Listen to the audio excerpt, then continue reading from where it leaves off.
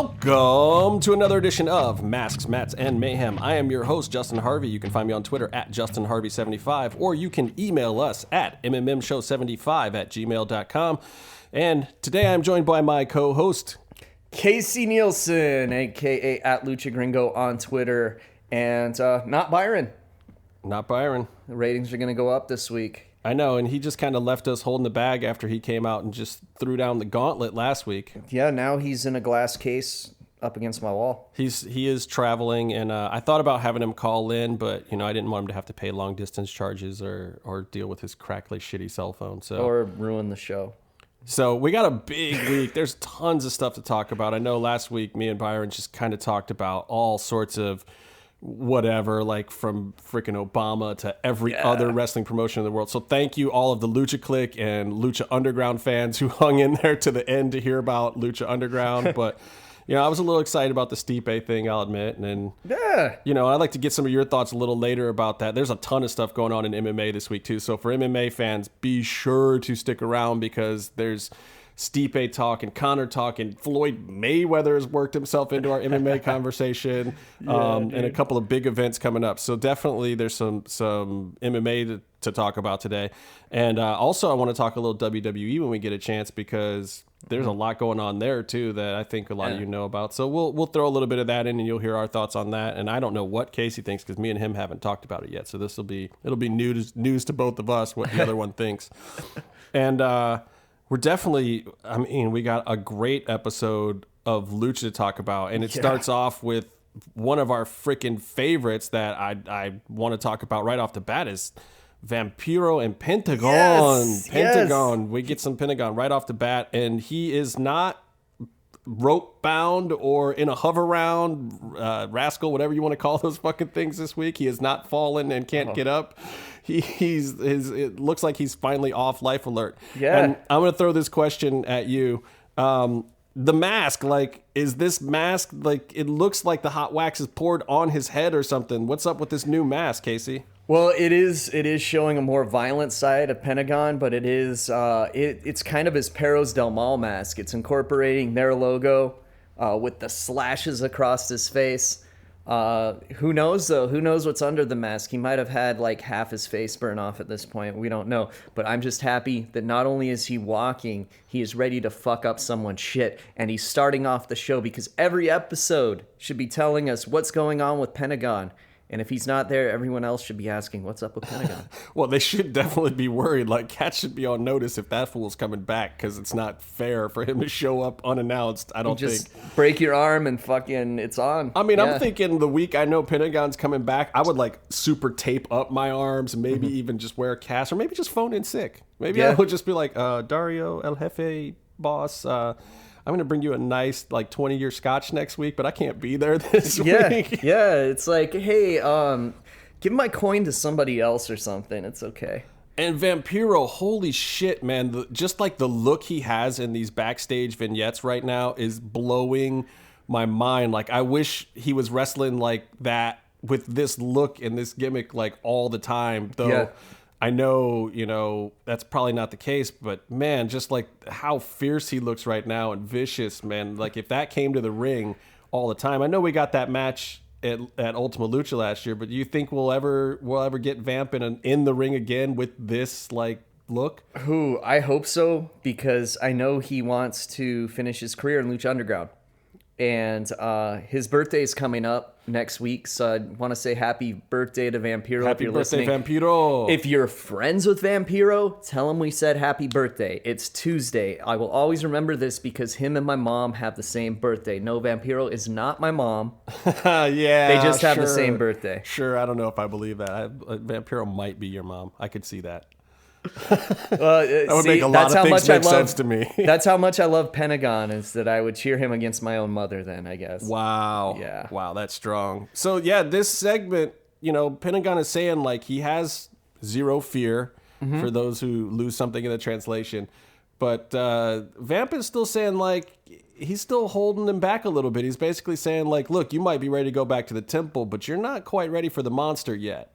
Oof. What the fuck does Vampiro mean there? Is there more training in store for Pentagon? I think he's going to have something.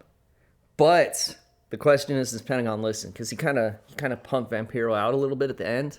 Like, he's had enough of his shit. He's had enough of the barbed wire bats. I mean, yeah, barbed they basically, wire bats and hot wax and getting kicked around. And they kind of made it seem like the bat was going in his ass last week. I didn't get to comment on that. It was a little weird, guys. I mean, it was kind of a Japanese bondage fetish thing going on there, huh? Well, all I know is I've seen a lot of like Onita matches with barbed wire bats involved. Never saw anyone tied up. Yeah. Makes it a little more weird. Yeah, well, hopefully Vampiro Spanish is good and he understands Pentagon's safe word, because it looked like it was getting a little gruesome in there. Yeah, but this week, hey, they were just he's in kung fu fighting shape, so that's good. That's good. But kung fu fighting is one step below lucha libre, as we know. We've seen those Pentagon segments where he says lucha libre is the greatest martial art in the world.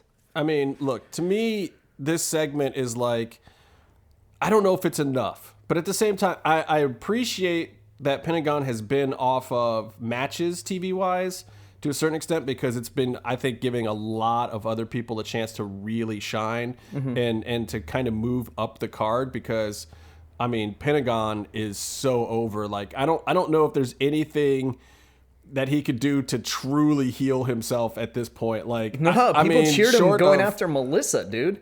Yeah, I mean, like, short of maybe coming in the audience and slapping a Pentagon mask off of Casey, even that would get a pop, though. I don't know. Like, I just don't know that he has gone, like, this true anti-hero status. Yeah, and the thing is, I do appreciate the reasons they're putting him off TV.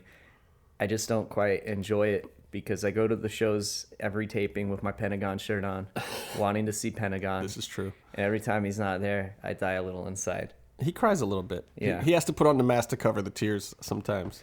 Actually, I don't have a Pentagon mask. No. Oh, you have a mill mask, don't you? I do, but the Pentagon masks are way out of my price range. Yeah, which is why Byron has 400 and now lives in a refrigerator box. Yeah, well, actually, now he's living in the glass case up against my wall. Dude, man, that was a creepy, awesome segment that we get to talk about today too. Which is amazing.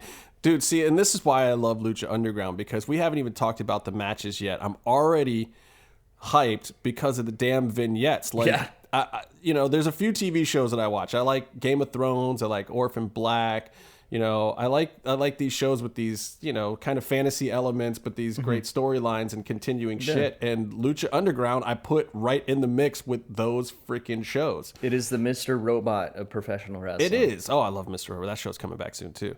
And these shows, like, they're doing the same thing with the vignettes. Like, the vignettes alone bring me into Lucha Underground as kind of like a sci-fi fantasy action fan, before we even get to the damn matches. And then the damn matches are fucking killing half of what, everything else that's out there. Especially this week's main event. God damn. Yeah. I mean, there's some fucking... Anyway, I don't need to rave about it too much. You guys know how I feel. And don't think I won't be more than willing to criticize when it's time to criticize. But this segment is not that time, because the show started off and I was like, fuck yeah, let's go. Yeah.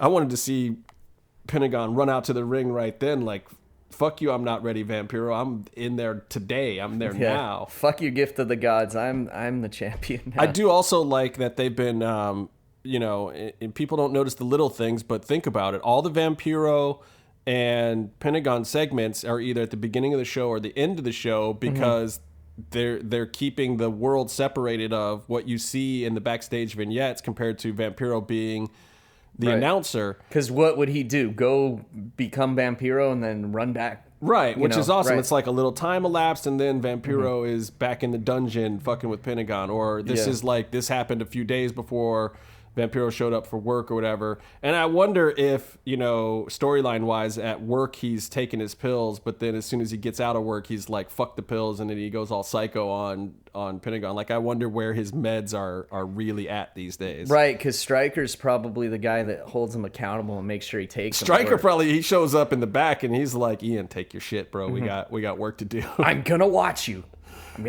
Take your pills. Yeah. And, maybe one day we'll get a Stryker versus Vampiro match. Is there a way to make that happen? As long as there's barbed wire bats involved, I'm happy. All right. I love Matt Stryker. You don't want to see Stryker work a rest hold? There's no rest holds and barbed wire bat matches, sir. Come on. I mean, look, except for grinding it on their forehead and going, ah! Look, Stryker was not exactly the most over guy back in his in-ring heyday. But at the same time, I will say that the dude's love for the business is above and beyond most of us out there. Like, even the biggest marks, I think that Stryker is up there. And because of that, the dude has constantly just worked to make his place in this business. I mean, where he's at right now, he's kicking the shit out of every other announcer as a lead announcer to me. Yeah, I mean, it's between him and Morrow for me. Yeah, for sure. Like, Morrow is great too, but I'm not a huge fan of the SmackDown product. Right. And I've always loved Morrow, but Morrow of course has my heart because he's a big MMA fan also. Right, and I love his podcast with Boss. Oh my God, it's wunderbar. I mean, though I want to see Boss just kick him in the liver one time just so he can ask him how it feels to be kicked in the liver. How to break a lever. Oh, Bas Rutten's my fucking hero. Man, and if Bas Rutten was 10 years younger, do you know how exciting MMA would have been? You know how much I would be crying to have him in Lucha Underground? Oh, man. If he didn't have to just have neck fusion surgery, like 2 months ago or something? Dude, there's some MMA fighters, like, I hope Filthy Tom Lawler ends up in Lucha Underground one of these days. Yes, he watches the show. He watches a lot of wrestling, and he knows, and he'll work gimmicks and angles on wrestlers and stuff on Twitter and stuff. If you're not following Filthy Tom on Twitter or his whereabouts, I would say the two best follows from MMA right now are Filthy Tom Lawler and Elias Theodoro, who is he is fucking hilarious on Twitter. You should check him out if you're an MMA fan. And there's also like Paige Van Zandt, who is well, yeah, and that's news I didn't even have in my MMA section. She came in second.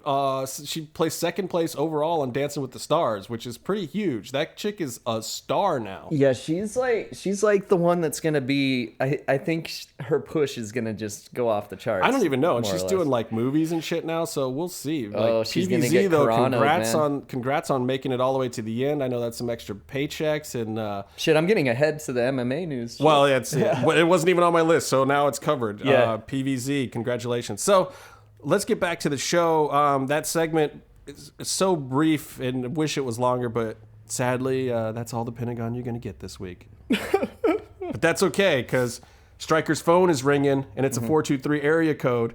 Vamp tells him to pick it up because it's time to get some fame, y'all. 423, get fame.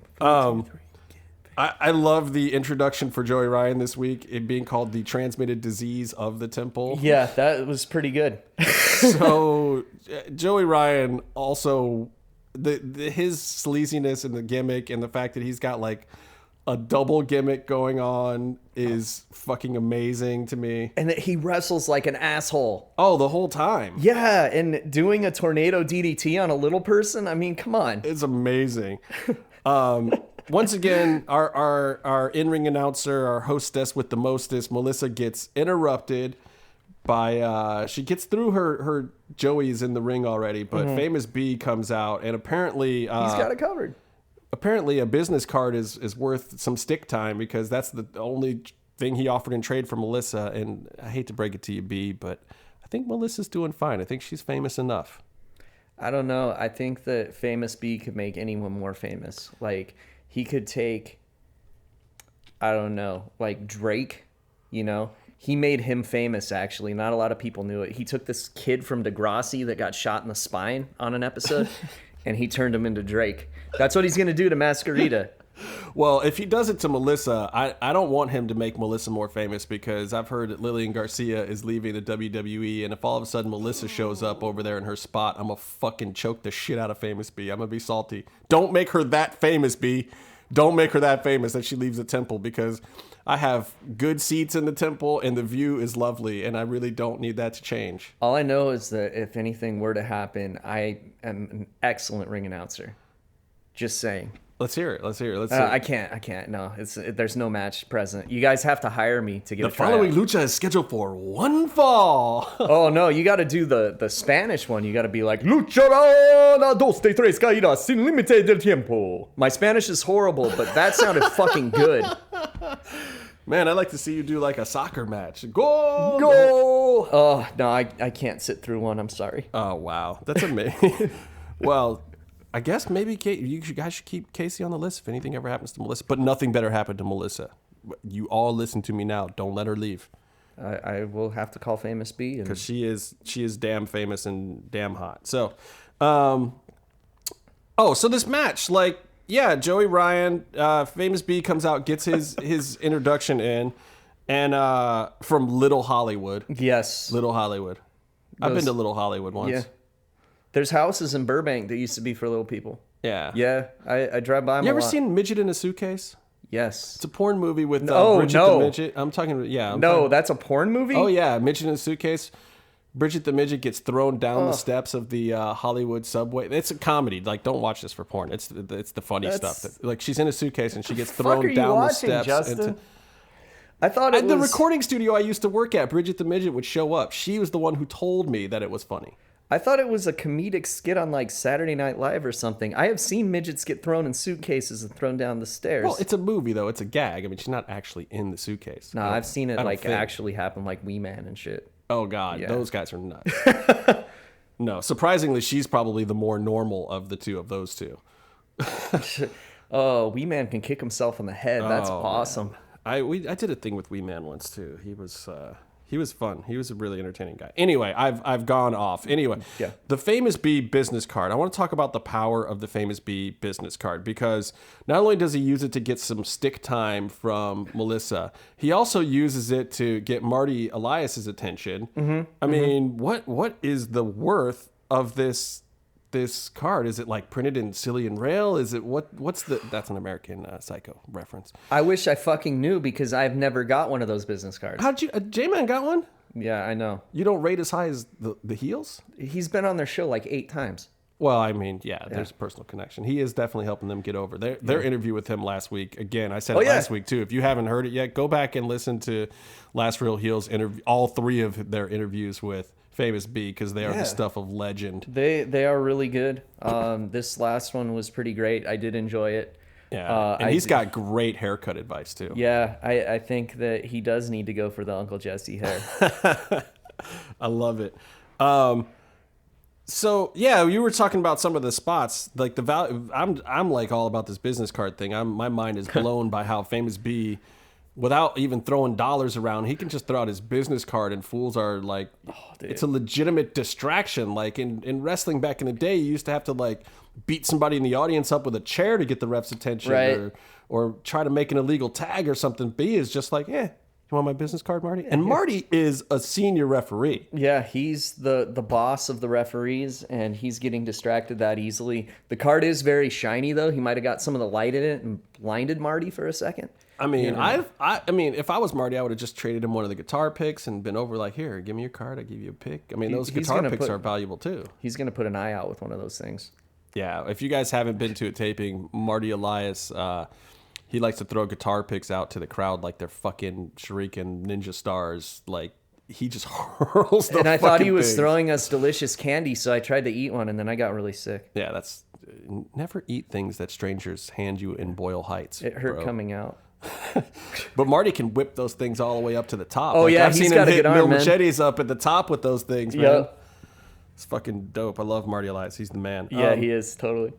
So, the match, though, you were talking about the spots. We should talk a little bit about this because Joey Ryan was working kind of stiff on Mascarita. I've never seen him work with a little person before. This could be the first time, other than like maybe in the Ultima Lucha Battle Royal or something. Is there an etiquette to it that Joey just wasn't following here? I don't know. Beating the shit out of the little dude probably isn't part of that etiquette, but I mean, I don't know. It's always funny to see Mascarita get beat up, and I always laugh really hard. Right. And everyone in the audience looks at me like I'm a fucking asshole, including you and Byron. Thanks for having my back. And it's just hilarious. And I know Vampiro shares this sense of humor, and I have seen him tombstone K Monito, and it was beautiful. And so seeing Joey Ryan hit a tornado DDT on a little person by only jumping off the second rope was fucking amazing. And that was my favorite spot of the match. I'm glad it was the finish, and I'm glad that Stryker shit all over it on commentary. He didn't need to do that. The exclamation on a very short sentence comment, which was funny. Well, dude, like, yeah, Stryker is on point. So, and I think Stryker would agree with you. I think he gets a fucking...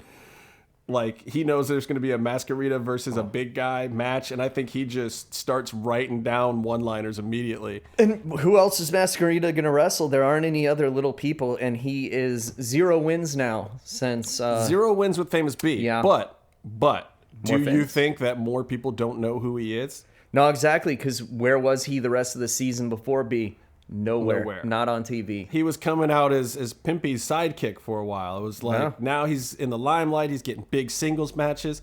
Wins and losses aren't everything, man. Conor McGregor has proved that in MMA. Like, Conor McGregor is all the talk, and that fool lost his last fucking fight. I mean, Chuck Liddell lost fights, and people talked about him like he was the greatest of all time. It's like, that could be Mascarita. Wins and losses aren't necessarily everything. Now, if you want a championship run, you got to build up some wins to get to the belt. Dude's got to get himself a coin or some shit. I mean, now that you can steal coins and that's legally transferable. Well, now, here's the thing, though, and I've heard a couple people talk about this.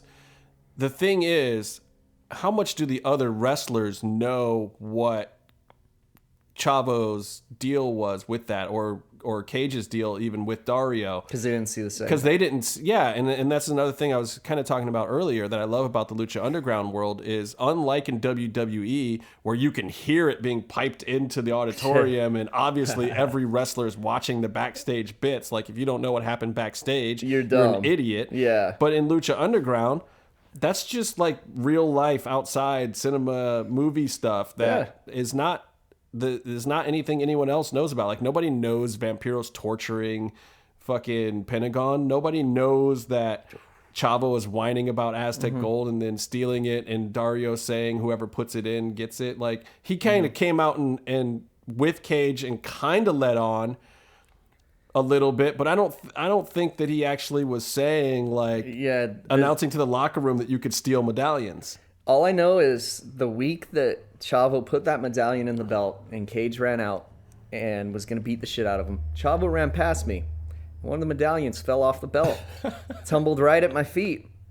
Had I known that medallion was legally transferable, been in there, I legit could have grabbed that, but I thought security and Chavo would beat the living shit out of me if I did so. Well, here's the thing. I think Dario would have totally let you get away with it because he loves violence. Like, if you signed the waiver, he'd have probably put you in the ring and let you just get fucking gigged all in your head and just cut up and chopped to bits. I don't know who else was in that match. Like, oh geez, like I could probably get a couple hits in or something. Whatever, man. Tejano would have chopped you one time, and that would have been the end of your life. I would just give him money or something. You'd have to. I'd be like, let's team up, bro. Honestly, the thing about Tejano is I think the bull rope whip is probably the softest move you get from him. I think getting whipped with the bull rope at the end, because he's real good with it, and he does the thing where he overreaches so the whip's actually hitting behind you. Like, some dudes you see do that gimmick, and they will just strap your ass. Hanson would just fucking knock people in the audience with it, too. It's great. Think, Tejano likes his friends after the match more than he likes them during. So when he bull whoops people, that's the nice part. Like, his chops and the fucking... the lariats and oh my god, that dude's stiff as fuck. It's part of the combat sport aspect of Lucha Libre, sir. Yeah, he's a fucking shoot, man. He's a fucking tough dude. Is this where we went to the office getting ransacked? Is that the next segment? Well, yeah, so basically, Joey Ryan goes over on Mascarita. That was a really fun kickoff to the show, I thought. I thoroughly enjoyed it. Not necessarily the huge storyline maker, but I guess the storyline coming out of that is... Mascarita's 0 for 3 with Famous B? Yeah. And does that really even matter? We shall see. I think that gimmick's going to keep going for a while. I think Famous B on TV is fucking money. His segments, his mic skills and everything. It's like, I hate to say it, but it's almost good to not see B wrestling and to see him in this manager role. It works. It fits him. Dude. All I know is he went for a little person for his first client. I've been calling 423 Get Fame. I've left all of these messages. If he goes back and plays his voicemail, I'm probably the first person to ever call Famous B. It might have been me. I don't know. I'm like 6'4". At work, they said I was 6'5". Okay. I'm a monster of a man. I would make an excellent client.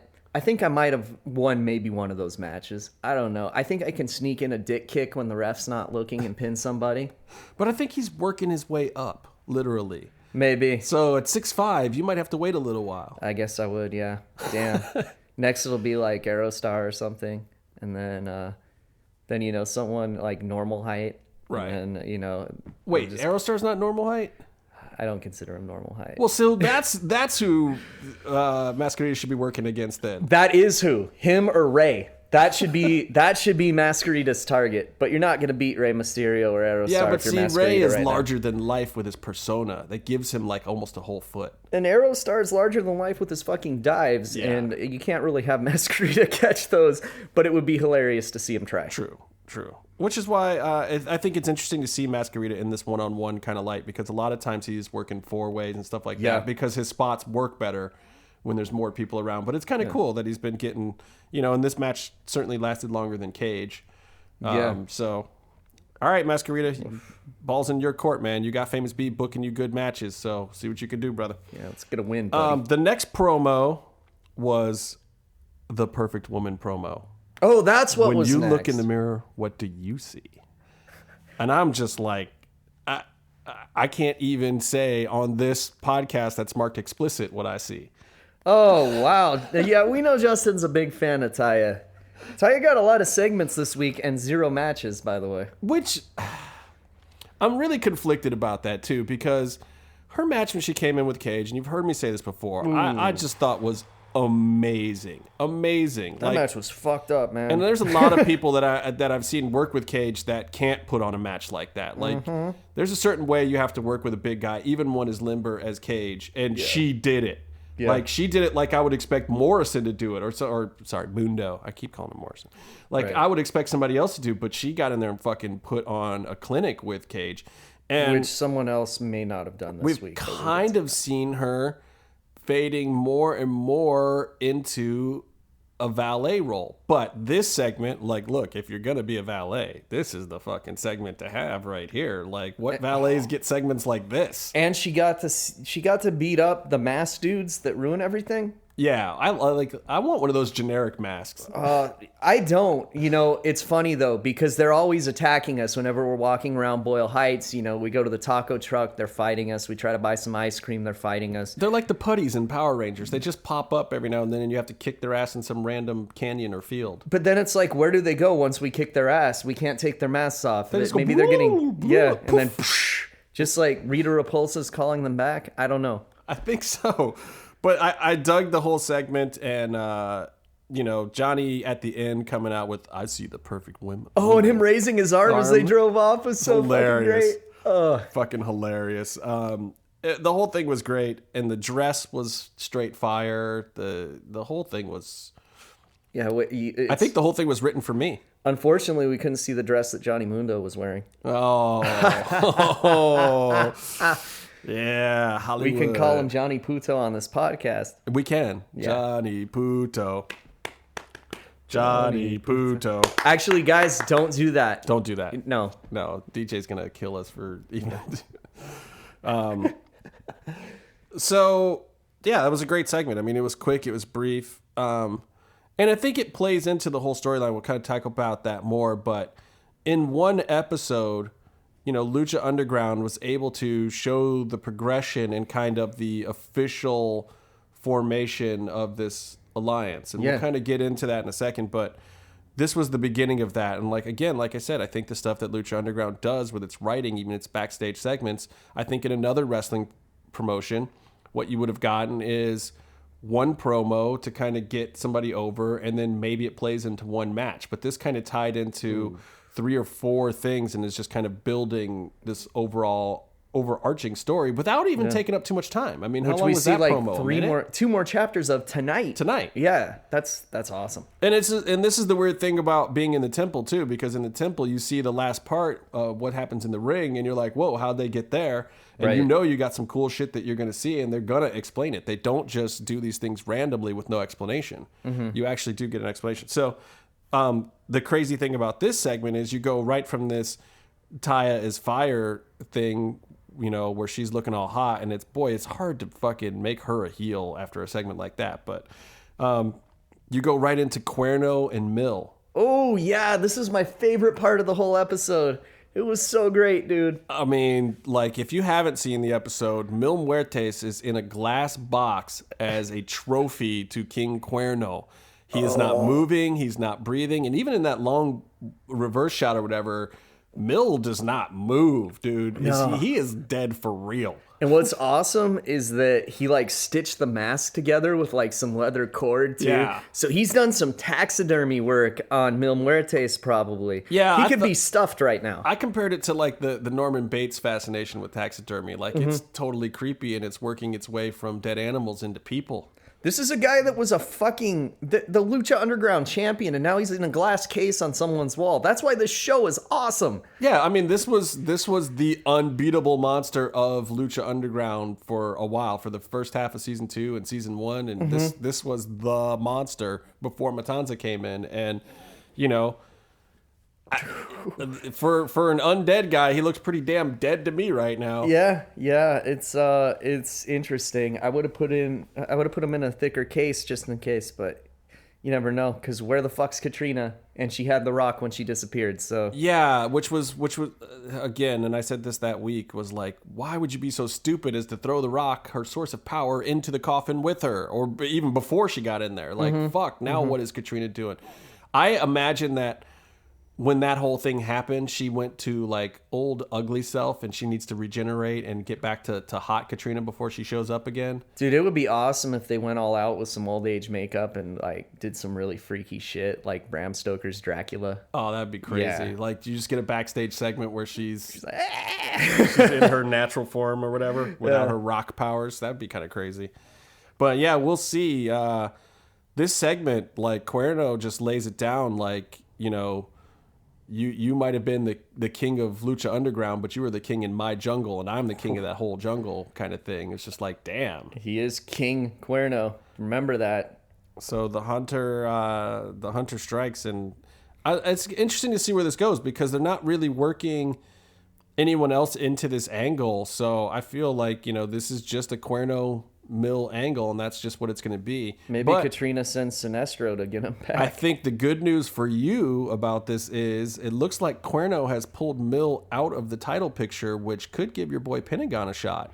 Hey, all I know is you don't fucking break Pentagon's back without getting shit back your way. So watch out, Matanza. We'll see. Like, I will say that my personal hope is that this is leading to the big, match with Pentagon and Matanza, where Pentagon can finally wear the Lucha Underground strap, because it's been in the works for a long, long time, and I think Pentagon's just got to get the title at some point. I would have given him the title already.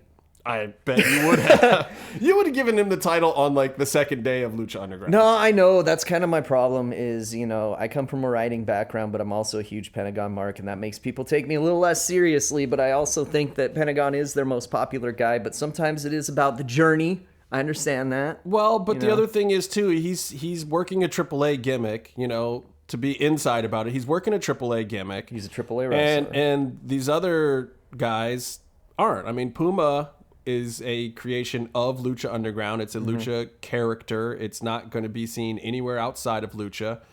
And Matanza as well. Yeah. And these are the long reigning champions. I mean, you had Phoenix for a hot second. But Mill, Lucha Underground character. That's all Lucha three Underground champions. character. Yeah, you'll see him other places, but not as Mil Muertes. So, and Phoenix is really the only one, right, who is working his outside gimmick that has worn the strap, right? Not only has he worn the strap, but tonight he's got the opportunity to be the first Triple Crown winner in Lucha Underground, because he's been Gift of the Gods champion, too. World champion. If he wins the 6-man titles this episode, he's a Triple Crown champion. Well, before Puma. That's true. So let's get to so basically, where the fuck is Katrina? That's what I came out of that segment with. Where the fuck is Katrina? Obviously, this feels like if Mill can come back, it's going to lead to a Cuerno-Mill feud, which will keep Mill out of the title picture, which I think is great, because it's the only way you could do it to me. Yeah. otherwise he's just going to have to keep fighting Matanza over and over again. And we've seen that match twice now. And I have to say, not that I don't want to see it a third time. It's just you got to put it on the shelf for a little bit before it's hot again. Yeah, and I admire the show's restraint, because I would have had Cuernos stuff Mil Muertes like one of those bears that you get him in the pose like he's all angry and getting ready to jump at you. That's what I personally would have had him do. There's always next week. That shit might still happen. The glass case is classy. I liked it. Yeah, it was classy and creepy. I love that whole segment. So, God, and here we go. So now we've had like 4 vignettes already, and we're still not even to our second match. Our second match is the Mex Warrior Chavo Guerrero Jr. Mm-hmm. Gift of the Gods champion. And Cage for a belt that means something. Mm-hmm. It means a title shot. And it's interesting, too, because this is a belt that it's not meant to be paraded around for a long time. This is like a combination of the Intercontinental title and Money in the Bank almost to me in WWE. Like, it means something. It's super important. It gets defended, but at the same time, that motherfucker gets used. It doesn't sit around, like, which is great. Like, and then you got to win it again. Like, as soon as it gets put into play, like, it's fucking on. Yeah, which means that Cage cashed it in. We're going to have another Gift of the Gods match with the coins. Yeah, which is awesome. So, I mean, that's the thing, too, that I like about the kind of the setup with the Gift of the Gods Championship is that it comes into play and it gets used because in Dario's temple, too, like, I think fools know, man, if I hold on to this thing too long, Dario's going to come up with something just to get more violence out of it anyway. And it's not going to stay around my waist for very long. So I kind of wait until Matanza doesn't have the belt personally. Well, and I want to get to that too. So let's talk about the match a little bit first. The first thing that I was just like, damn, was the sit out Alabama slam. That was cool. I was just like, oh, there's a spot.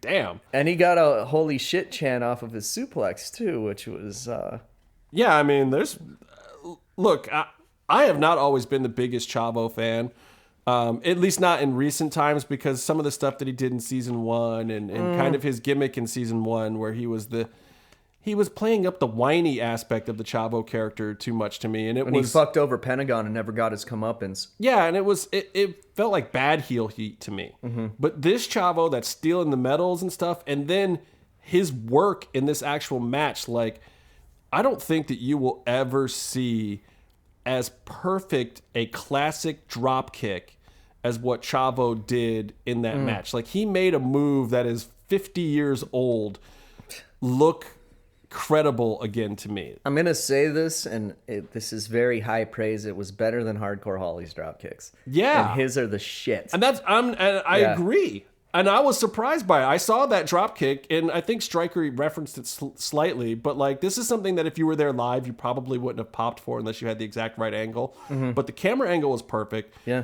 This is a dude who blew his quad last season. I know, and he got all the way up on Cage, and Cage isn't all that tall, but still, like, he got up at a 90-degree angle, planted it perfectly, pushed him off, and it was just like the picture-perfect drop kick. And this is the most I have ever talked about a drop kick in my entire fucking life.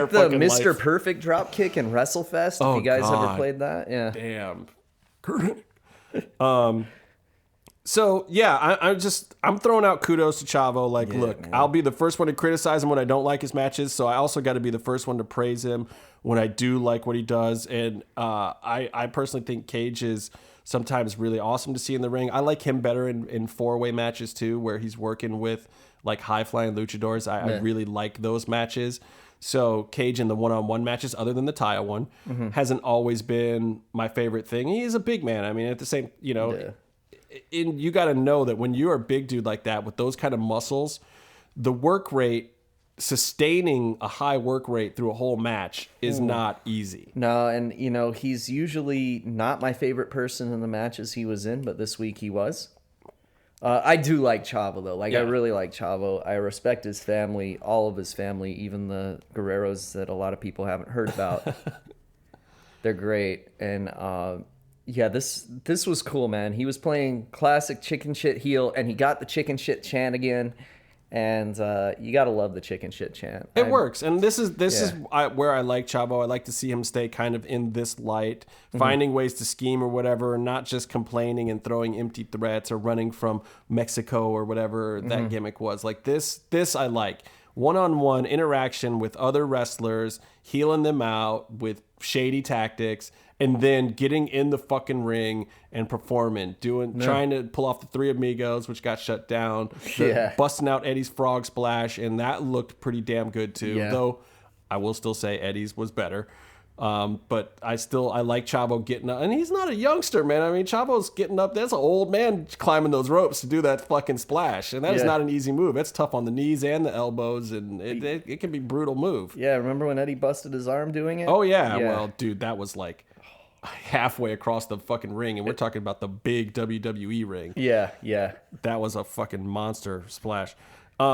But yeah, Chavo was really good in this match, and so was Cage, and Cage wins. Yeah, and he says that he wants Matanza next week. It's official. Which is crazy. Here's the thing to me. If you're Cage, and like I thought Skynet had become self-aware last week, like I thought he had gotten smarter than this. Like, I don't know, man. You know, Skynet's supposed to be smart. Like, we're going to go back in time and kill John Connor and make this work. But Cage, Matanza is fresh now. He had his big match. He's had time to recuperate. Mil Muertes is dead. Bro, calling him out right now? Like, wait till he crashes through a roof again. Like, that's the day you want to call him out. You don't want to call him out when he's had some time on the beach, you know, or in the cage, whatever he does down there in the back of the bowels of Dario's office. Maybe he's got a nice little travel cage that he takes him to the beach, like a little playpen. I got to imagine Dario's got him healed up pretty good right now and in good shape to come back and be in top monster form. This is not the time you want to call out Matanza. Cage doesn't know that he's got an Aztec god inside of him. So let's be fair. He doesn't know that he's pulled a knife out of himself and been fine to wrestle a battle royal the next week and win. Okay, so if you're Cage, though, I wouldn't have done that. You're a big dude. No, so it's already done. It's done. It's done. That ship is sailed.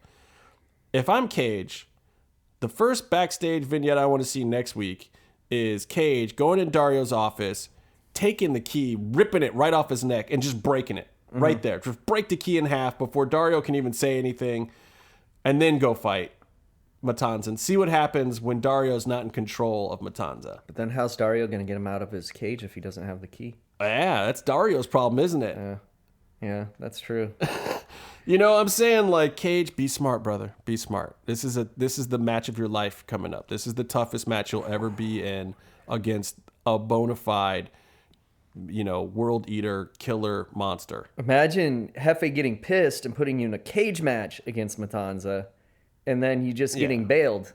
It's not good. I think either way, this is Pacific Rim 2. This is two kaiju, just like this is a kaiju versus monster kind of thing here. This is it right here. This is Pacific Rim 2, the machine versus the monster. It'll be fun. And I'm totally not saying that because I've seen it or anything. But watch next week's show. So I can talk about like I don't know. Watch next week's show. It's gonna be fun. Yeah, I like it. There you go. A nondescript, non-spoilery plug from the Lucha Gringo. I know I say that every fucking week, but I was at every fucking taping, so I can. Yeah, that's true. Godzilla versus Mechagodzilla next week on Lucha Underground. Yeah. As if there weren't enough cool promo segments in this episode, we got the Squad Goals vignette, and we were kind of alluding to that earlier, of Phoenix fucking laid out on the floor. Taya, what did you do? Was this like, did she wear poison lipstick? Did she put something in his drink? He got straight up Cosby'd? Yeah.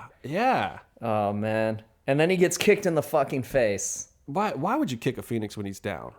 Probably because you know he's going to try to rise again. And plus, it's funny. It is funny. You just because you can. And then you get to play air guitar over his corpse. Now, this is the introduction of the air guitar thing, isn't it? Have we seen it before this? We've seen it in the temple. I'm not going to lie. That's no spoiler. Like, these guys, they've posted some of their matches on the internet, too, where they're air guitaring. But I hope we hear the sound every time. Yeah. which is awesome. Yeah, I really hope that's a thing. And, I think the real winner in this scenario is the Darewolf. Yeah, because people give a shit. Yeah, honestly, look, and his ring work has not been bad. I honestly have had no issues with him in Lucha Underground whatsoever. I was not thrilled when he came in. I was kind of like, yeah, he all right. And the cruising for dudes at hotels gimmick was a little weird. His opening vignette with the motorcycle at the hotel, sex a lot. Yeah. Yeah, it was a little strange, but at the same time, like, I've had no issues with the Darewolf at all. And he's winning right here. This is a big win for him because him and Jack, that dynamic is really good. Jack is so fucking brilliantly obnoxious.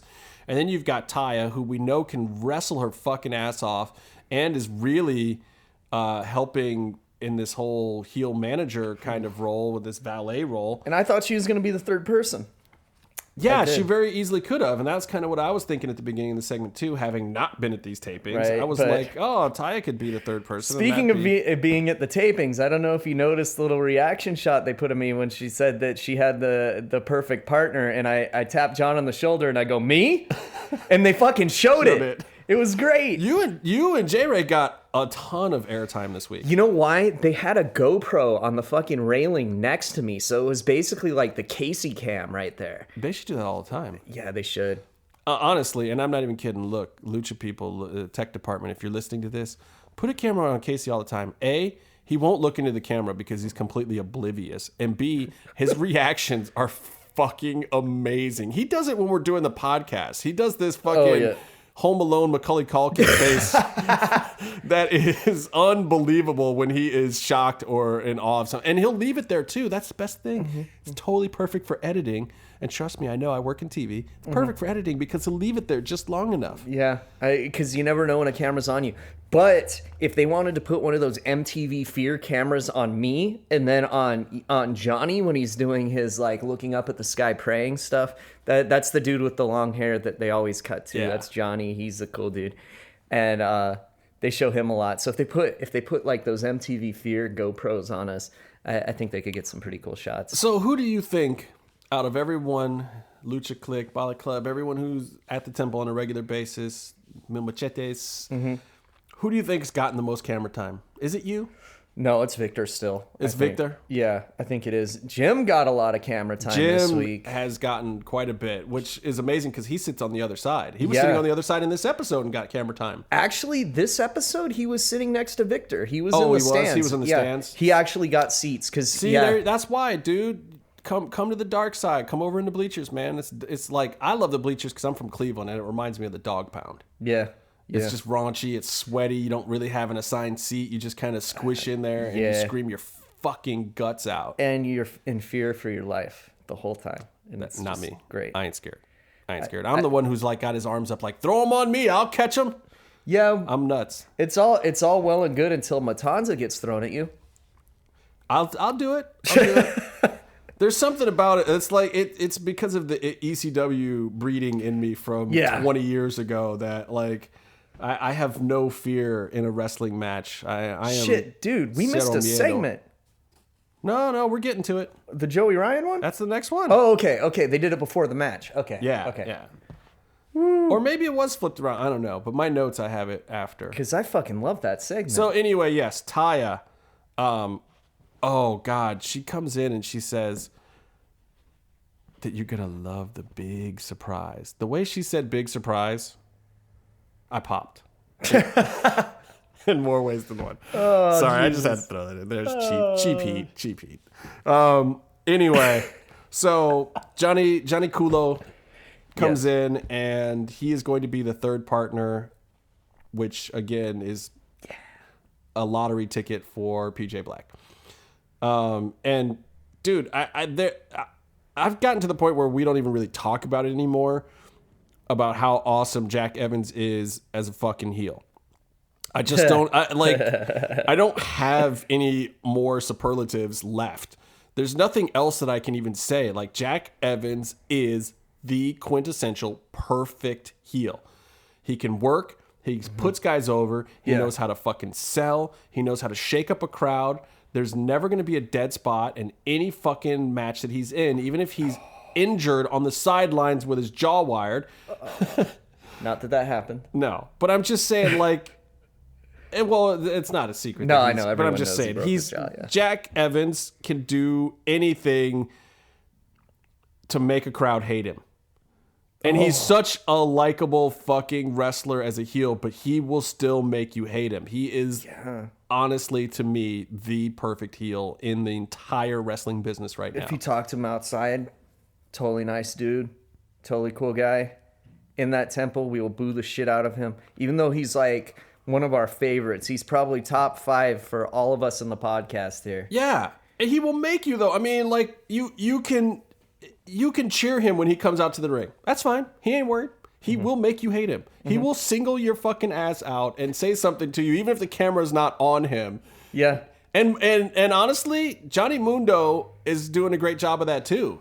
He's getting like real heel awareness. And I think working in this smaller venue compared to the big WWE venues where he can get more in the face of the crowd. And where he can turn and yell, shut the fuck up when the camera's on something else. Oh, yeah, he does it. He'll turn right to you. He'll get a middle finger right in your fucking face. Like, Johnny Mundo is no joke as a heel. That dude he's got the magic. He will come out there and put it on you. He reminds me a lot of Macho Man Savage when he was working like real heel shit way back in the day. Yeah. Like where he would just get in the front row's face and not even care about where the cameras were or whatever. And he'd just say some raunchy shit to whoever's grandma was sitting in the front row. See, the thing is though, like Johnny Mundo, you don't feel like he's going to punch you. Randy Savage, you feel like he'll probably punch you. Yeah, he might have. Yeah. But yeah, I love it. And he reminds me a little bit of Big Papa Pump too. Some of those like big guys who worked real heel magic where even if you loved them, even if they were like the most over anti-hero heel in the world, they're still going to fucking heel you out and make you hate them. How in TNA, and this happened at Wrestle Reunion also, fans were chanting, "We love Scotty," to piss him off. Because he's such a heel that he hates people cheering for him. He does. So they were cheering for him instead of booing as a heel tactic. It was fucking great. Yeah. And plus he almost killed a guy in the audience. Well, and honestly, I think Morrison, Mundo, whatever you want to call him, I think he's got some of that magic. And it's amazing to me because for as long as he's been around now, I still feel like his star is rising. Like this guy has got, like he's got legs left. He's not too beat up. His knees are holding up unlike a lot of these guys. Like, you know, and he does a lot of really athletic shit in the ring. I don't know and he's big dude too. A lot of these guys don't hold their size well, but he does. And he seems like he's in a position to really stay on top of the game for a long, long time. And I'd say he's about 6 foot. Yeah, he's actually 6'1", I think. Yeah, he's not a short guy. And I mean, he like I've been a fan of his since Tough Enough, you know? Yeah. Like, yeah, I mean, you can say that about a lot of the roster, actually, which is weird. It is strange that he's one of the first to come off of a reality show, and he's still around, and, you know. Yeah. I mean, look at he didn't win. Everybody else who was on that, where are they now? Is that the one where fucking Maven won, or is that the one where the girls won? I thought Maven was the first one, wasn't it? And Mundo was on that one, and I don't even remember. I have to go back and watch it, but I think so. Yeah, my timeline's screwed up because I watched them all. I just can't remember who was on what season. Hey, I just loved it because they used the Alien Ant Farm song as their theme music back then, and I actually worked on that record. Oh, shit! Yes, that's how old I am. I worked on the Alien Ant Farm cover of Michael Jackson's song. Anyway, Justin is actually Jim Johnson. Just so you know. So then the next segment, we can get to this segment now, finally. Oh, the love this Snitches segment. Get Stitches vignette, as I like to call it. God damn, this was great. So Cortez and Joey are ransacking the fucking Dario's office. Like, that's a bold move. Like, and Joey says that he's getting desperate for some evidence on Dario to get Captain Hotness, Captain Vasquez, yes, I do know her name now, off his fucking back. Dude, it's like, do you fucking ransack a guy's office that has a monster that lives in a fucking cage? Really? Well, in a fucking ninja guarding the door most days. He even says his hot bodyguard isn't there. Which Oh, I yeah, love he the did reference say- to Lotus that way. That's actually pretty funny. And him wanting to steal the fucking money was great. Well, yeah, so they don't find any evidence, but they find a wad of cash, and then being LA cops like they are, Yep. they decide to go take the money and run. Yeah, Joey says it's time for a bonus. Except Mr. Cisco walks in. Now, here's my problem with this segment, and DJ actually liked my tweet about this. I tweeted out, like, come on, y'all. Any real cop wouldn't have tried to arrest Mr. Cisco. They would have just cut him in on the deal. This is LA, people. Let's be honest. Like, come on. They would have just been like, look, we just found a bunch of money. Here's your cut. Take the bull, whatever you want. Just get out of here. You never saw anything. Nothing to see here. Move along. I would take the bull. And they're supposed to be kind of hanging with the wrong element anyway, so that would have been the perfect way to sell it. But being dumb cops, they decide, oh no, let's fucking arrest him. And fucking Cortez busts out the handcuffs. And Joey the gun. See, a real cop would have shot him and then made it look like he had a gun in his hand. Oh yeah. But yeah, that didn't happen. I think Cortez is the square one. I think Yeah. Joey probably would have done that. The question was I didn't notice if Joey was wearing his wrestling gear or not. Okay, I had this question too. Where did he keep the gun? Now, Joey posted a picture that I saw just today that showed him with the gun and the jacket and the holster. But I think that was from an earlier segment. Because, and I watched this, I went back and watched it slow-mo. There's just an edit in there. There's a cutaway back to Mr. Cisco, and then it comes back to Joey with the gun. And it looks like he pulled it out of his wrestling shorts. It looks like he's in wrestling attire. See, that's amazing. I really hope that was the case. Maybe it wasn't. Maybe they just cut it to look that way, but I felt like it was super intentional because you're like, where did Joey get a fucking gun? It would have been funny if he pulled it out and like 5 lollipops I just think fucking he's fell always out. had a gun on him. Like, look, I know a lot of cops, and they don't go anywhere without their fucking piece.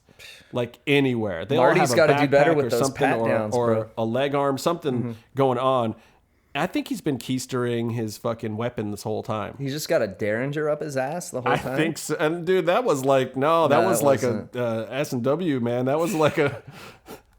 He pulls out the fucking Dirty Harry Magnum. Oh, man. So, Joey, you're a sick fuck. And Yes. this is crazy. This gimmick has been one of the longest running backstage vignette gimmicks on Lucha Underground. And everyone's been kind of wondering where it's going to lead to. Like, what does this mean for Cisco? What does this mean for their trios team? What does this mean? He's for not Mr. Cisco. He's Francisco Garza. Yeah. I love that, too. But, like, where does this go from here? Like, are they outed now? Or do they just do they have to disappear? No, Mr. because Cisco? he's in jail, dude. So like they can put him in a hole for a long time. What I would do is I'd pin bail on his ass because he was there, and then you don't have to worry about Cisco anymore. This guy has bad luck for walking in on that segment. That's all I'm saying. Yeah. So, but then it'll beg the question of, Dario knows that there's cops in the temple. He was told that by Renegade. Yeah.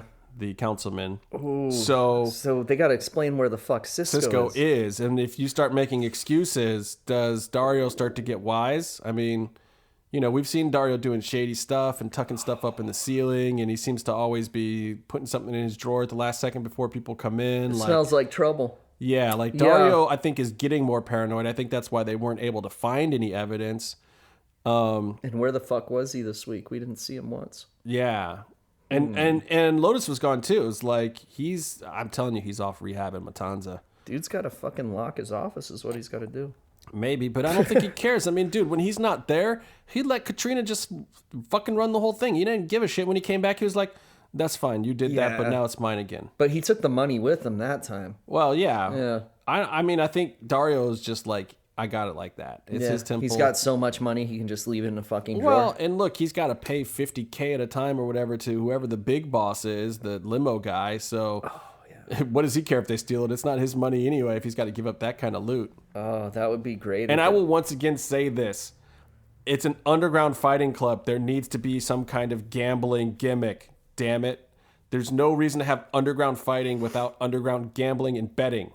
Is it all offshore? Is it on a computer? Like, how's Dario make his money? Where's his money coming from? He's not selling drugs.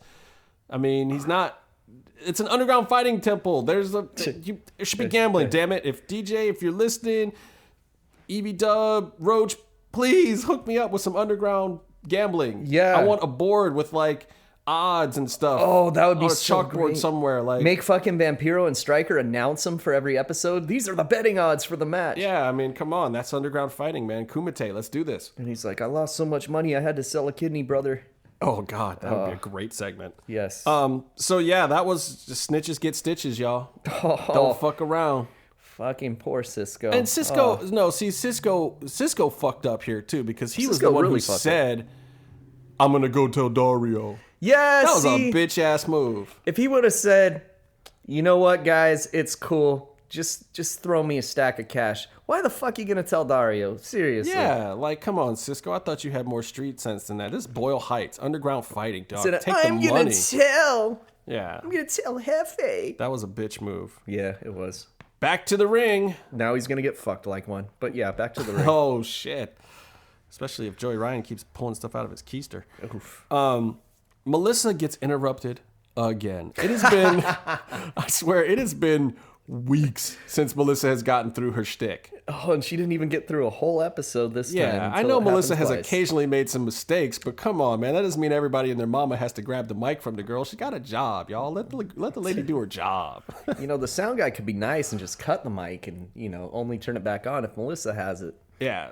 Now, so this time, though, it was Taya telling that Phoenix wasn't going to be able to make it, and PJ and Jack have a better partner. Mm-hmm. And it wasn't me. Even Vamp mentions how sexy she sounds right here because she's like, I've heard Taya cut some promos before too, but I don't know that I've ever heard her cut promos with this amount of sexiness in her voice. You're a big fan of Taya, dude. I'm serious. Even Vamp said it. Well, he's Canadian. He has different standards than the rest of us. Well, she's Canadian too, so yeah, that's true. Canadian, living and working in Mexico and coming to LA for Lucha Underground. So that's kind of a weird trip, man. Yeah, like Taya is a North American wrestler. Yeah, that's what she should call herself. She the should, North American hailing wrestler. from North America. Somewhere in North America. Yeah, she's getting around in the wrestling sense of the word. So, yeah, we got Johnny Mundo in a trios match against the Dream Team. Yeah. Johnny Mundo, PJ Black. What is the name of this team? Does this team have a name? Not yet. It's going to get one?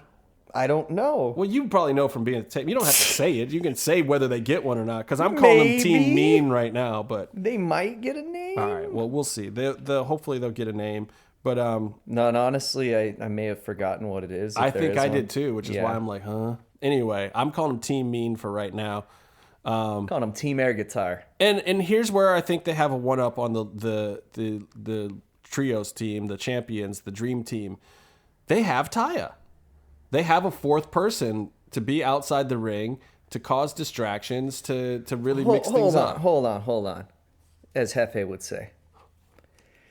Ray, Puma, and Dragon Azteca have all of us in the temple. They have 300 people. That is a good point too, but we're not cheating on their behalf. I would if they because we know asked. they wouldn't want us to, though. No, I know there's too much honor in their Whereas hearts. Taya and Johnny and Jack and PJ don't have any fucking honor. No, and you know what? Sometimes that's what it takes to get shit done. Just saying. They do all have nice boots, though. This trios team, including Taya, probably has the best collection of wrestling boots in the entire business. Just saying, I noticed Justin these things. Harvey, foot fetishes. So I don't even know what to talk about in this match. There was so much fucking shit going on. So much dude, hotness. these are like my favorite two trios to fight. Like, I would watch these guys feud forever. It's just the perfect matchup there. Yeah, and I love Johnny being in this too, because Ray teased us when he was out at Aztec Warfare and has been telling everyone publicly like he can't wait to feud with Johnny Mundo and work with Johnny Mundo. And here you go, people. Here's a nice taste of it. And the first thing that caught my eye about this whole match was the loudness of Dragon Azteca's chops on Jack Evans. They were gunshot loud. And that wasn't sweetening the audio. No, which that has shit happened, was nuts. No, I remember that. And I'm like, Jack's getting fucked up, sir. And of course, when Jack gets fucked up, we point at him and we laugh. And you saw the audience do that some this week, which is great. And I just there's so much awesome stuff too, and like the Jack versus Dragon Azteca thing. Is this his new dragon to slay? Ooh, hey, Dragon Slayer. I mean, you can't just slay one dragon and be a dragon slayer. You can't just chop down one tree and be a fucking lumberjack, as Byron usually says for some reason. I don't know what he's referring to. Now, would this make Dragon Azteca and Drago from the same tribe? I don't know. We've never talked about that before. No, we haven't. I think that Dragon Azteca is definitely supposed to be the one from the tribe just because of the lineage that he has.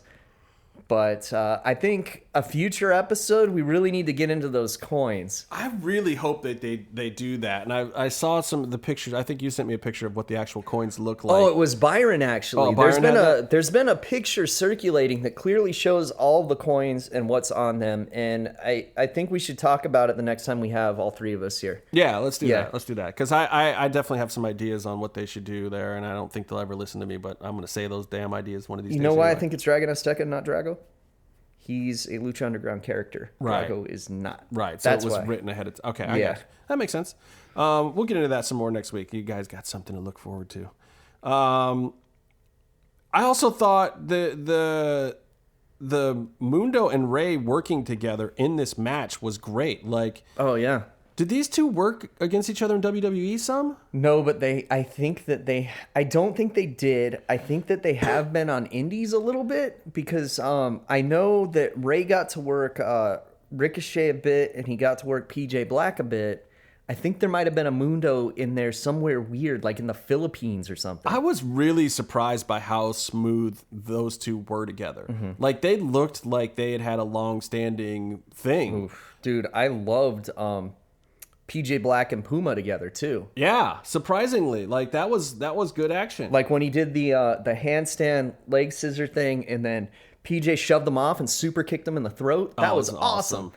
I'll tell you what was not awesome. Oh, I think the amount of nut shots in this match. Like, you don't expect to go to a match with Ray, Dragon, and Puma and have 4 nut shots or 5. Like, I mean, it was just nut shot after nut shot. It was. I think it was 4. I lost count. Okay, I'm gonna have to disagree. Okay, so wait. So Marty Elias takes the hard ring bump. This is when the nut shot fest starts. Yeah. And Marty took, like, Jesus, Marty, like, wow. Yeah, he got fucking wiped out.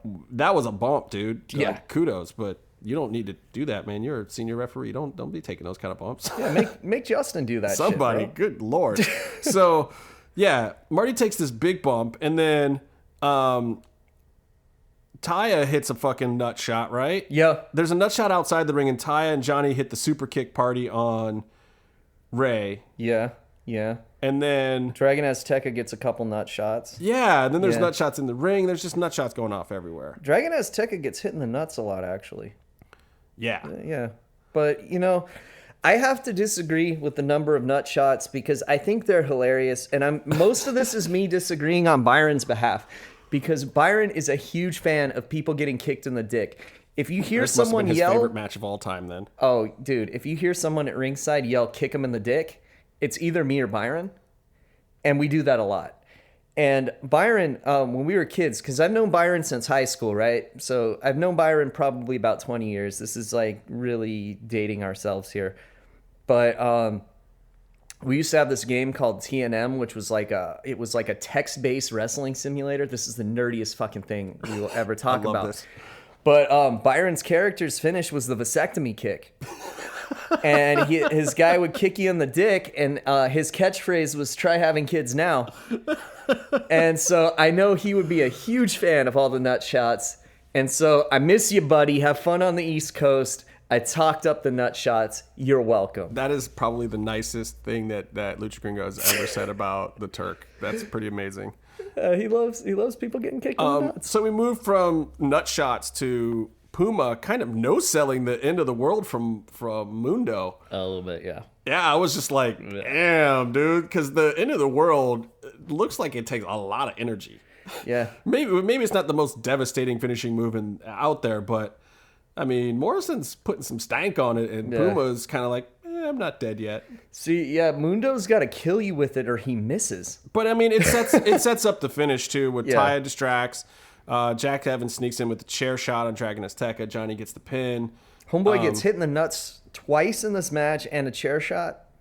Not a good day to be Dragon Azteca. Well, and they go over on Dragon Azteca. So we have, ladies and gentlemen, new trios tag champions. For everyone who thought Johnny Mundo was not going to wear Lucha Gold, here it is, man. His first taste of Lucha Gold. And all of you were like, who's going to beat the Stream Team? Who's going to beat the Stream Team? Well, there's your fucking answer. That was me. Justin. But you know what? You know what got it done? And why I'm not upset by this? Because it's an awesome team that they put it on? Because Taya was the deciding factor. I don't know. She didn't pin anybody, dude. No, but the fourth woman was what caused a distraction that allowed him to get the win. I don't know. Jack Evans says he's the baddest bitch in the temple, so he would have something to say about that. Yeah, well, when I look in the mirror, I see that Taya helped them, and Taya doesn't even get to wear a belt out of this. No, but that's all right because I want her to go for the big belt anyway. I think she can hold the belts while they wrestle. I think she should be the first female world heavyweight lucha champion. I think Pimpy should be. Pimpy should. I'm gonna leave that one alone.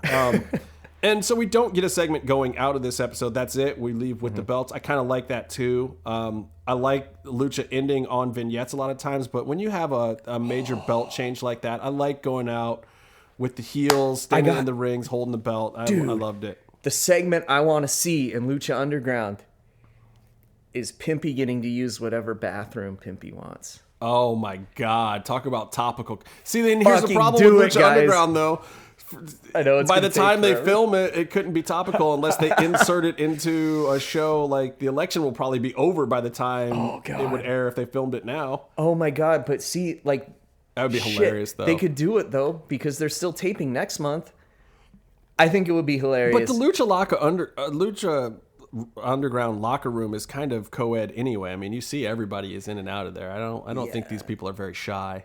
All I ever see is Drago going to the bathroom anyway. That guy must have the bladder the size of a peanut. Yeah. But he's a reptile, so we can't make stereotypes. I think it's because he's got to sit on the cold rocks or something. So I guess the question coming out of this is the Dream Team going to try to come back and get these belts back? Are they going to fall apart? Do they hate Dragon Azteca?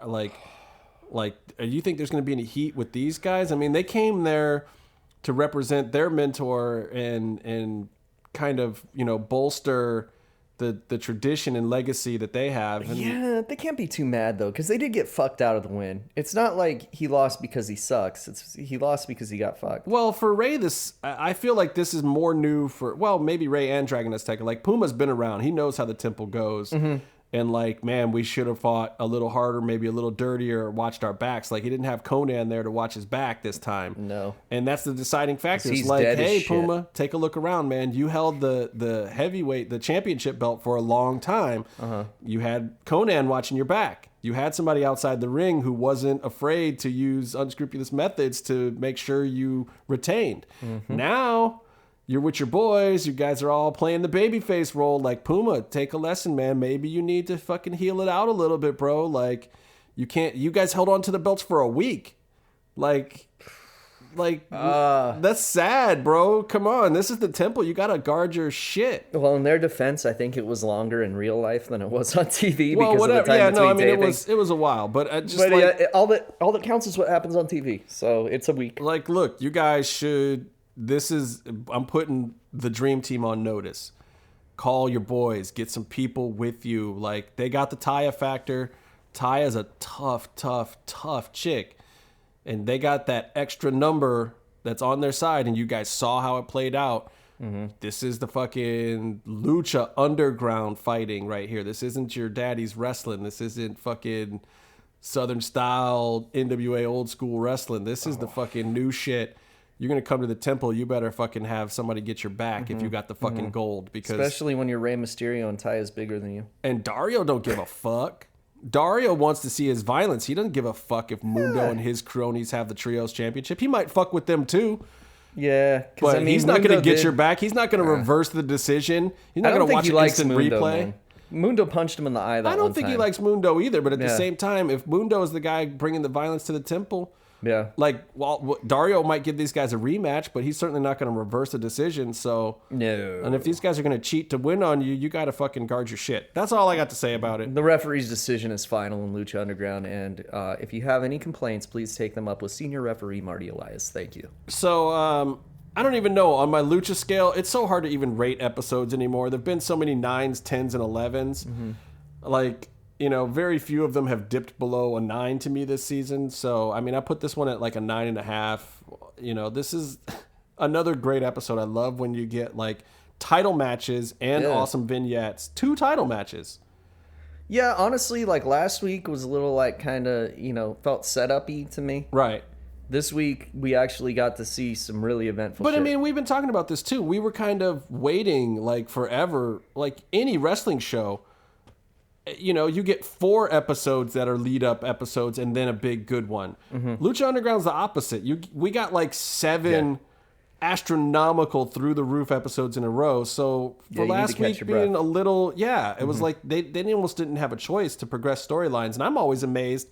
even in episodes like this with 2 title defenses that they're progressing storylines. I mean, the famous B Masquerita, that first match was the one that didn't really have any bearing, but then you have a Joey Ryan segment later that plays out some great story. And plus... So they did it again. Like they even the matches that don't matter, they carry into bigger things. If Joey didn't win that match, he might not have felt so cocky to raid the office. Right. So there you go.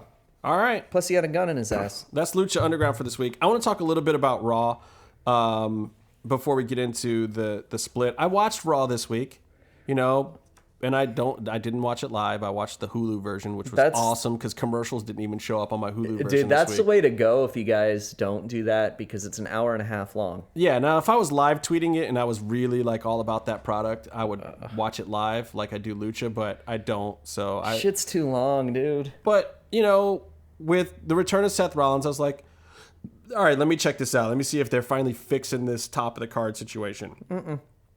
I'm going to say no, they didn't. Because Seth comes out at the beginning of this fucking Raw and is clearly over. And WWE always does this. It's like after a return like this, they want to reset the character back to where they were when they fucking left and then decide if they want to do a turn.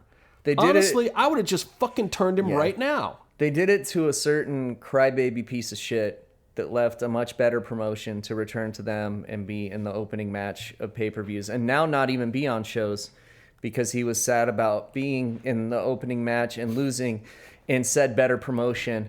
Let's call him El Cabron for short. And you know how I feel about him. But hey, he's dating a girl now that is young enough to be his daughter. Oh, yeah.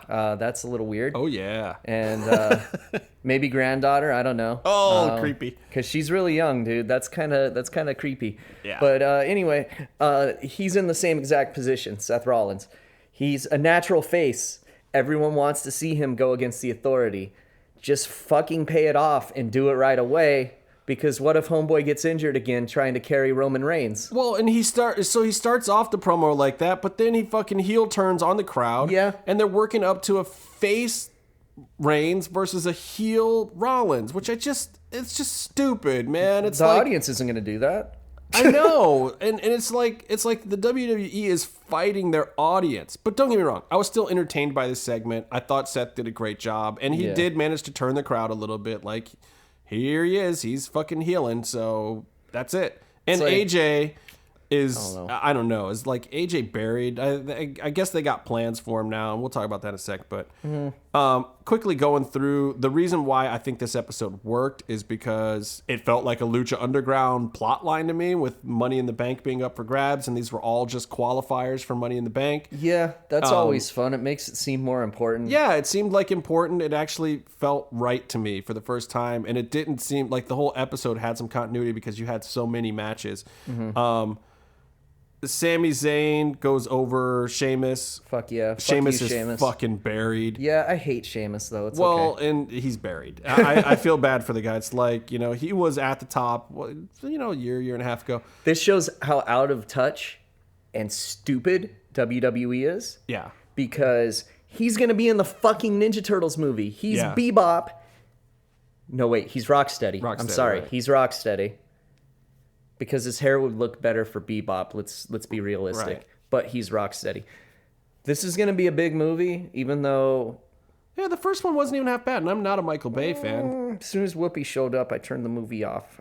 She had a bodyguard shove me once when I tried to get an autograph. I was like 10 years old, so yeah, so fuck that lady. Well, and I'm a real Teenage Mutant Ninja Turtles fan. Like, I have issues 1 through 12 original, Fuck yeah, and dude. they are oversized on newsprint, and I have them in the special graphite Mylar bags. Hell yeah. Because they'll rot. They're like newspaper print. Those first 3 are on newspaper, oversized. If you ever want to read old school Eastman and Laird's TMNT fan, and I did not hate that last movie. So, dude, I love those comics specifically to the point where I have one of the hardcovers for it. But like, if you want to read those and not fuck yours up, yeah, those hardcovers are great, and they have notes by Eastman and Laird, even though both of them usually don't talk. Yeah.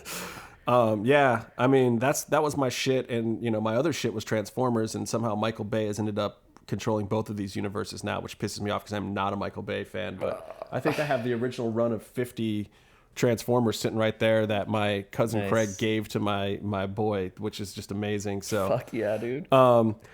Anyway, I got off on a tangent. Yes, you're right. Sheamus should not be buried right now, but guess what? He's buried. Sami Zayn. He might need to be the winner of Money in the Bank this year. I don't know. Anyway, that would be awesome, but then he's not going to win the title with Money in the Bank, though. The match I loved was Miz and Cesaro. Cesaro worked this uppercut thing the whole match. Like, it was just consistent. And Cesaro, I'm really liking him right now. Mm-hmm. I almost wish he wasn't in WWE, but he's like, they worked a match that actually told a story in WWE throughout the match of just the work. And I cannot tell you the last time I saw that in WWE. It's been a while. So WWE fans, listen to me. This is the best you'll get from me. I am giving big props to them for how they worked that match. I thought that was an excellent match for just a regular Monday Night Raw. Dude, it was, and Miz didn't fuck it up, so props to the Miz. Yeah, and there was no fuck-ups there. I like the whole angle. Everything about it was sweet. And I love that Cesaro went over, too. Yeah, that's the nicest I'll ever say about the Miz is good job you didn't fuck up. Jericho came out after his Asylum match with Apollo Crews. I don't like what they're doing with either of these guys right now. Oof. Jericho went over with his code breaker, blah, blah, blah. When was the last time the Walls of Jericho stopped anybody? Like, why have a finisher if it doesn't ever finish anyone? Oh, see, yeah. I do like the code breaker, but they always do stupid shit. Like, I think they've had them do it through a table. Yeah. How does that make sense? You're putting your own back through a fucking table. The move's a knee to the head. See, and it's weird to me, too. Like, in Lucha Underground, I don't mind when finishers don't work because Lucha itself doesn't put over the finishers as these end-all be-alls. Right. But WWE has always done this thing where, like, the finisher is the big thing. I mean, Hogan won with the leg drop for fucking however long. It's like they love their finishers, but yet now we're getting to this era where they're trying to put over the finishers. You have these announcers screaming, Walls of Jericho, Walls of Jericho.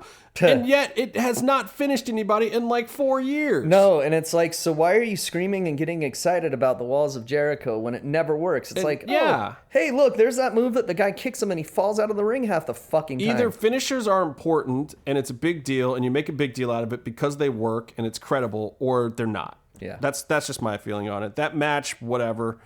Jericho goes over with the codebreaker. Now we get to the Charlotte promo. I don't know. Did you watch the Charlotte promo? I've heard about it, and This is another huge blown opportunity. I thought it would just make me sad, honestly. It would. Mm-hmm. Because you're talking about, this is the perfect moment for them. Like, okay, they dragged it through WrestleMania. They played this gimmick. They played this angle with the Flair coming out thing or whatever. Charlotte, everything Charlotte says in this promo is straight fire. It's the good shit, especially the first half. She's talking about how you were never there for me, Dad. You were always on the fucking road. Mm-hmm. I can't believe you're in here now trying to, steal my light. You guys, so it was you a and shoot? Your whole generation. Yeah, like, dude, it's everything that's perfect, whether she means it or not. It's like perfect shoot stuff. But then they use it to heal her out more. It's like, no, she should be the face. Flair is traditionally a heel. I know he's popular because he was a fucking legend, but at the same time, you want the women's division of WWE to mean something. This should have been a moment of female empowerment. This should have been Charlotte saying, you know what, Dad? I see what you're trying to teach me here. I see that got you over, but you know what? Fuck you. Me and my homegirls came up through NXT. We got all the way here. Thanks for helping me out, but no thanks. You were never really there for me. Oh. If she had done that, it could have worked. If she had done that, she would be over as a face for the next 4 fucking years. They would sell merch through the fucking roof. She could have totally gotten over. It would save these shitty promos that she's doing because she could go out and be happy and cheesy. She's working as a heel to a certain extent, and I get it. And they think that they can get more work out of her and that the money's in the chase for everyone else to knock her down as a heel. But, man, you want that belt to mean something. If Charlotte Flair had gone face right here and full on face and healed the shit out of Ric Flair, and then you have Ric Flair still coming to the ring, Vince can still have what he wants. You still get Flair coming out and trying to interfere and fuck with Charlotte to teach her a lesson about why being a heel works and why he is a 16-time fucking champion. Just the whole thing pissed me off. Not because the in-ring promo was that bad. I actually thought Charlotte did okay with a lot of it. And the crowd started whatting her. She figured out how to switch up her cadence and do something that is very hard for wrestlers to do. She broke the whole what chant. Kudos to her. She is okay as a heel, guys. I know a lot of people hate it. She's not doing a terrible job as a heel. But this was the moment. This was the opportunity for WWE to do something big, to make that title mean something, to impress all wrestling fans. And to do something for kids, too. I think that would have been empowering for younger female viewers that are kids to watch that. And they just blew it again. I can't fucking believe how bad they blew it with this promo. I can believe it because they blow shit constantly. Yeah. I want to know what J-Man has to say about this. I hope he goes off on it on Three Heels, One Face, because I want to hear what he has to say about it, because I'm sure he's probably in the same boat with me. Anyway, and who knows, their podcast might be up right now with him talking about it. If so, listen to it. Yeah, it's got to be coming soon. Anyway, and then there's another qualifier match. Dean Ambrose goes over with Dirty Deeds, which was a no thing to me. So the other WWE news, Stardust, work or shoot? I think it's a shoot because he bitched too much in that long letter. So it's not a work anymore. It's not? No. I thought it was a work at first, but I guess we'll see where that kind of plays out. I don't know if the official verdict is out there yet or not, but he shit on the product too much for it to be a work, I think. So maybe, I don't know, but they are trying to get over this whole new era thing too. So I feel like not that it wasn't necessarily a shoot, but I feel like Triple H especially is maybe opening his eyes and starting to want to take the credit for changing the product ever so slightly himself and letting people kind of shoot a little bit on the product so that when he makes these small little changes, he can take the credit for being the savior of WWE. Man, if it is a shoot though, I feel bad for Cody because he's a good dude. I met him once. He was really nice, and I just feel like his perspective is just off to a certain extent because he's grown up in this business. And I feel bad for a lot of these second and third generation wrestlers. It's like their perspective on what's important in life in general may be skewed because of how much time they've spent in and around the business. And for him, his whole adult life has been wrestling. Whole adult life. I mean, never had a chance. So is Ray's, and he's still cool with everything. It's like, he's been doing it since he was fucking 15, and he's fine. But he hasn't been in the WWE system that Well, whole that's time. true. And it was actually pretty good to him when he was. I mean, right. He came in a star, left a star. Didn't have to deal with the bullshit and the reworked gimmicks. In fact, he dealt with more of that in WCW. Yeah. All right, SmackDown moving to this Live Tuesdays thing on USA. Some people were asking why and whatnot. Let me explain to you the nature of how television is working right now. Appointment television, things that you have to watch live, and sporting events are getting bigger at dollars, even when they're not getting the numbers of scripted shows. Because the television business is really in this quandary of figuring out how to sell ads and get people to watch shows live. Like I just said, I watched Raw on Hulu. Right, and if I watch it, I DVR that shit and fast forward through all the commercials. The majority of people do still watch it live because, what you want is you need these shows that are trending on Twitter and people are into the moment live. UFC has got this huge contract from Fox because they're a live sporting event. NFL, I mean, networks lose money by having the NFL, but it helps them raise their overall ad dollars because the fees for putting the NFL on TV are so high, but no one's going to go back and watch a football game later. You know you're going to get people to sit there, and you know exactly who your target market is for selling advertisements. People, don't forget, Vince McMahon still has a boss. His boss is Cheetos and Pepsi and Mattel and whoever is selling those products during those advertisements. Big time Mattel. The problem with SmackDown is it's become a missable show again. It's not something that is appointment TV. It's not something that you have to show up for and watch. By moving it back to live and putting it on Tuesday nights, you're getting that back and you're creating another event program. And the only other way to do that too, not running second-rate matches and whatnot, is to split up your roster a little bit. So you have certain things that you know you're only going to get on SmackDown and you're only going to get on Raw. Now, I will say this. I'm kind of excited about it because if Mauro Ranallo is going to stay on there, I will now have a reason to actually enjoy his commentary because like we said before, he's one of the best in the business. Him and Stryker, I think, are the two best right now. No offense to Michael Cole, who's been doing it for a long time. I just feel like Cole's shtick is a little old at this point in time. Just like I feel Lawler's shtick is a little old and even JR's got old after a while. And like everyone, you know, you got to freshen it up every now and then. Stryker's great right now because he's coming with a fresh perspective. Mauro has this wealth of knowledge about Japanese wrestling and MMA that he infuses into his commentary that I think is brilliant, that you've gotten that before in wrestling, but not WWE and wrestling. He calls it like a shoot better than anyone in the company. Absolutely. And that's what you want because he's called a bunch of shoot stuff. Right. You know, he's the guy that you call up on short notice to go and just do an MMA fight somewhere because he'll do some quick research, but he can walk right into it, just watch what's happening and know how to call the action. And he does that with WWE. I don't think he preps as heavily as other people. I am very skeptical about this brand split. Or as a, you know, okay. Raw's 3 hours every week. Yeah, which is... And now they're going to make it that you have to watch 5 hours of shit in 2 days. And they're going to have compelling television for both of those. Well, but that's exactly their point, and that's what they need for the purpose of selling ads. Their only other option, to me at this point, is to go smaller and do away with either an hour of Raw or get rid of SmackDown altogether. Which or make SmackDown an hour. Financially is off the It's table. a backward step, and they're a public company now, and their shareholders are not going to like that. No, so because that ad revenue and the TV fees. Talking dollars and cents wise, not storyline wise, this is one of the smartest things WWE has done in a while to me. However, if you're a fan of the product, it's going to mean a lot of things. I think it's good for AJ Styles. Yeah, because he's probably going to be the top guy on SmackDown. He's going to be the top guy somewhere. I think they have to push him harder, even with some other stars returning.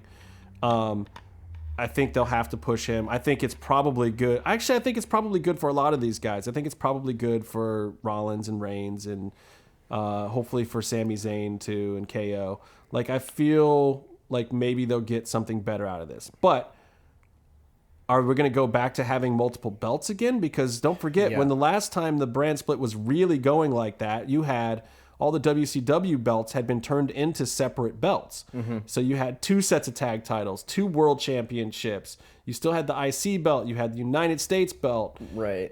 Like, are we going that route again? Because that was one of the things I kind of liked about WWE right now is that they had cleared out some of this stuff. Like, it was going to a point where you would watch a pay-per-view and you could see 6 or 7 title defenses. They had the hardcore belts. They had the women's Divas belt. They had 2 tag. Like, it was crazy for a while there. Yeah, and you would get the single brand pay-per-views where you would have guys getting pay-per-view matches and storylines that would never get shit in a regular situation. Right. But see, this is how I would do it. Because my friend Zach, he watches like fucking everything. Right? And he texted me. He's like, you hear about the brand split? And I'm like, no, I didn't, because it was just a day I was very busy at work working a 12-hour day. Right. I hadn't heard it yet. So I looked it up, and then he's like, how do you think they're going to fill 3 hours of Raw if half their roster's on the other show?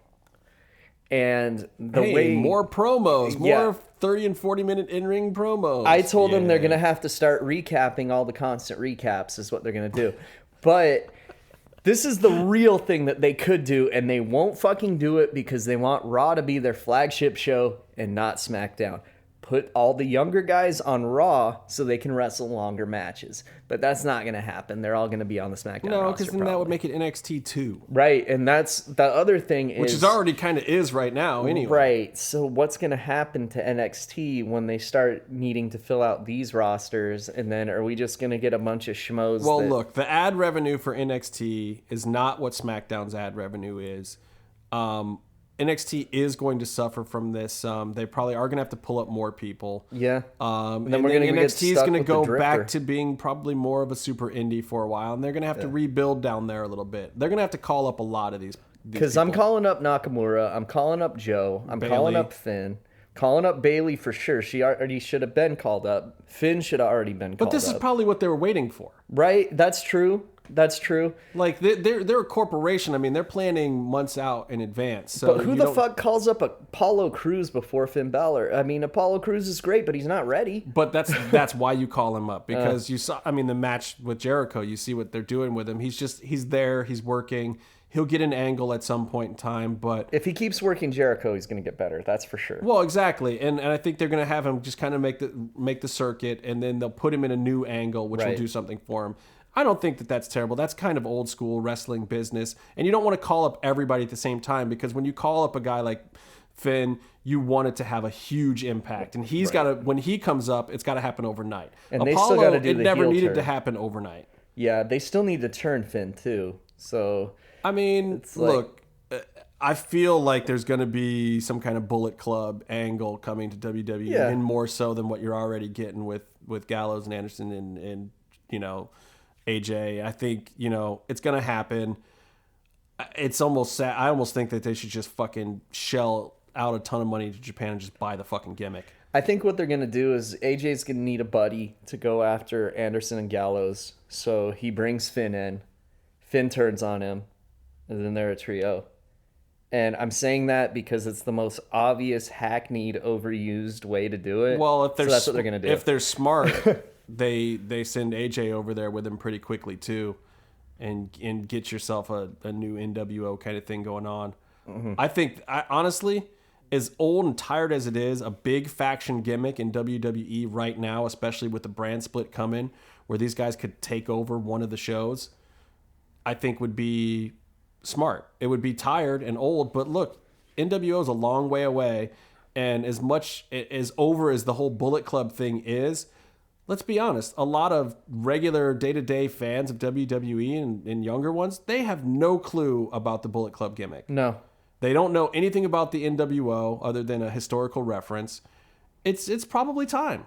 But you know who they do know about, and who I think that whatever group takes over, I think there's going to be one. It could still just be the fucking Authority, for all we know. There's going to be a group that takes charge of one of the shows and takes over. And the only people that can fucking beat them, because since the day they broke up, they've been planning on doing a reunion, and they just never did it, is going to be the fucking Shield. And it's going to be the one time Roman Reigns is going to be fucking over again. Yeah. But see, the Shield didn't work because it didn't feel like outsiders. The reason why NWO and Bullet Club both work. Bullet Club worked because it's all the gaijin. Yeah. You know, it's all the fucking Americans, and they fucking healed them out perfectly.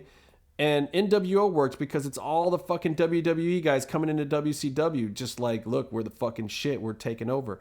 That's why those gimmicks work. That they need that feeling. Like, it's the NXT guys, it's the guys that just came over from Japan, it's all these outsiders banding together against whatever WWE stands for, and they could catch serious heel heat, or maybe even catch face heat. I don't know. Mm-hmm. But yeah, I think that's the end game, though, is Seth Rollins begging for his friend's forgiveness. Well, that's my thoughts. We'll talk a little bit more about it when Byron gets back too, because he's pretty in the know when it comes to WWE stuff. Yeah, I think he watched the 3-hour version, right? Oh, good Lord, I think so. I got some crazy amount of MMA stuff. Yeah, let's do it. Blow through, because some of this stuff is amazing.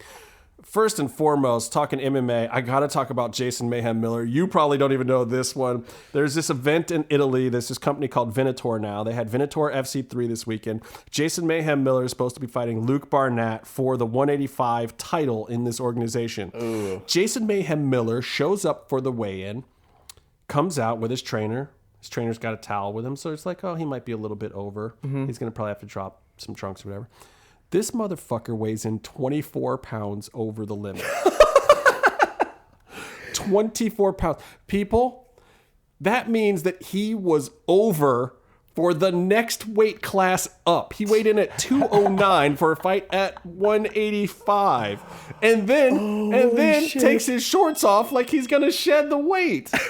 He took his shorts off. It's freaking hilarious. Like, I can't believe that he fucking... Like, if you know Mayhem, and I actually know Mayhem, and he's a slightly different person now. He's a little cracked. It's a nice way of putting it. Yeah, he's got some issues, folks. We don't know if he's entirely all there anymore, but you know, being found naked in a church can do that to you. So, but Venator being this crazy promotion, they still give him a fight. They say if you can make 205, and then if tomorrow morning you don't blow up past 207, we'll give you a fight. So they shuffle around the card. They give Luke Barnett a title fight against a different guy. Then the guy that Luke Barnett fought is now fighting Jason Mayhem Miller this time. Wow. Miller lost. Yeah, it didn't even matter. He wasn't totally ready. But then he says this is his big comeback. Like, a big being the emphasis, I guess, because 24 pounds was just fucking hilariously ridiculous. That's like not even trying, man. And he says he was 7 pounds off at one point, and that, you know, the jet lag of flying over there, and he left a bunch of water next to his bed and drank a bunch of liters of water. Like, I don't think you blow up that much. 24 pounds of water, you would be fucking dead. Yeah. You would dilute your bloodstream. Come on. So I don't know if Mayhem is serious about being back in the business or not, but I mean, this is a guy who had a pretty big run. He was right in the mix in Strikeforce for a while, and you know, I was always entertained by him. He had some big fights, and plus Bully Beatdown. Or actually, was it? Yeah, Bully Beatdown was awesome back when MTV was still a network. Yeah. And Bully Beatdown, and he was a great host. Yeah. I mean, he would study all his lines. He would come out there. He would bust people's balls, but he was also like this charismatic host that was always on the little guy's side, and people loved him. Like, it was a great look for him. And he would have been a dope like color commentator like Vampiro, where you never know when he's going to say something and talk shit. No, he's totally that kind of guy. But I think he just went down a dark path. Whereas, you know, when Vamp started getting out of the game, he got himself involved in Krav Maga and, you know, Guardian Angels and like more positive stuff. Yeah, being a dad. Yeah. Mayhem just did not do those things. Instead, he got involved with standoffs with SWAT and being arrested for breaking into a church and sleeping in there naked or weirdness. Jason, I don't know what's up, brother. Like, he got to fight Sakuraba though. Call a brother if you need a hand or whatever. Like, I'll help you cut weight. Next time I'll sit in a sauna with you. What's up, bro? Like, come on. Just hang out, play some video games, and sweat. Oh, man. I don't know what was going on there. But the 24 pounds thing and then him, like, acting like he was going to get naked and shake the weight was just, like, blew my fucking mind. Those are some heavy shorts, man. Other stuff from that event. Evil cheater Husamar Palhares got knocked out in under a minute by this awesome dude, Emil Meek. I think you're going to see Emil Meek in either Bellator or UFC soon. This kid is on the fucking up and up, and this is a big, big win for him. Knocked him out in the first round. And then the craziest part about it is Husamar Palhares starts complaining afterwards. He said that there was some illegal blows, and if you watch it, there's no illegal blows. And, you know, like, this is a dude who will hold onto a hold after the ref has had the bell rung for like half a minute. Yeah. And like hurt motherfuckers with heel hooks and chokes, like holding on to him. And that's just like, it was so awesome to just see him kind of get his comeuppance in Knock this the fuck out. fucked up Italian league. And he's like on the run, man. He's got to fight in this league because no one else will have him. World Series of Fighting don't even want him. Fucking nobody wants his ass. I got to watch this fight. So that one's on the internet too. You can just see Husamar get his fucking ass clowned by Emil Meek. Name to watch, guys. Watch that guy. Barnett won his fight. Sokaju knocked out Matt Hamill, who, by the way, is the only person who has an official win over John Jones. Not Sokaju, Matt Hamill, but it was a total travesty. We won't even get into that. But I didn't know Matt Hamill was still fighting. Yeah, I don't think he did either. That's some cold Sokaju shit. knocked him out in 39 seconds or something. And Cody McKenzie from Ultimate Fighter fame got a McKenzatine on somebody. He's lost like 5 straight, but nice to see him back to his winning ways of schooling white belts. That McKenzatine is a great move, but it doesn't work on people who know real jiu-jitsu. Oh, shit. In UFC news, BJ Penn is out of UFC 199. Already. So he had a fight. He was talking back and forth all this smack with one guy, and then that guy couldn't fight, and then he gets another fight, and it gets moved from March to now, and he's been in Albuquerque, not with his family, with Greg Jackson and that whole camp. That's John Jones' camp, and Cowboy Cerrone and John Dodson, like Holly Holm, huge fighters there. Overeem, everybody. There's a ton of fighters there. So BJ's in this camp now. Everyone's like, okay, well, if he's going to make a comeback, damn, that's the place to be. So everyone's been, at first I was like, BJ coming back? Fuck that. Then they announced this horrible Cole Miller fight where I was just like, oh, instead of Dennis Seaver, BJ gets Cole Miller. And I'm like, that's a terrible matchup. And for BJ. Yeah, for Not BJ. for Cole. Yeah, because Cole's got long arms. He's a bit younger. It wasn't like Dennis Seaver where it was two guys who were kind of past it fighting each other. I said last week I hated that fight. Mm-hmm. Well, guess what? I don't have to hate it anymore because that fight doesn't exist. Cole Miller now gets Bruce Leroy, Alex Caceres. And now that's a fight I want to see, though. That's going to be a good fight, but it's funny because no one who was originally booked on that fight is in the fight anymore. It was originally BJ Penn versus Dennis Seaver, and now that slot is Cole Miller versus Alex Caceres. It's like, okay, this is so weird. But that's how it happens in the UFC these days, man. It's like one guy falls out, pull another guy in. One guy falls out, pull another guy in.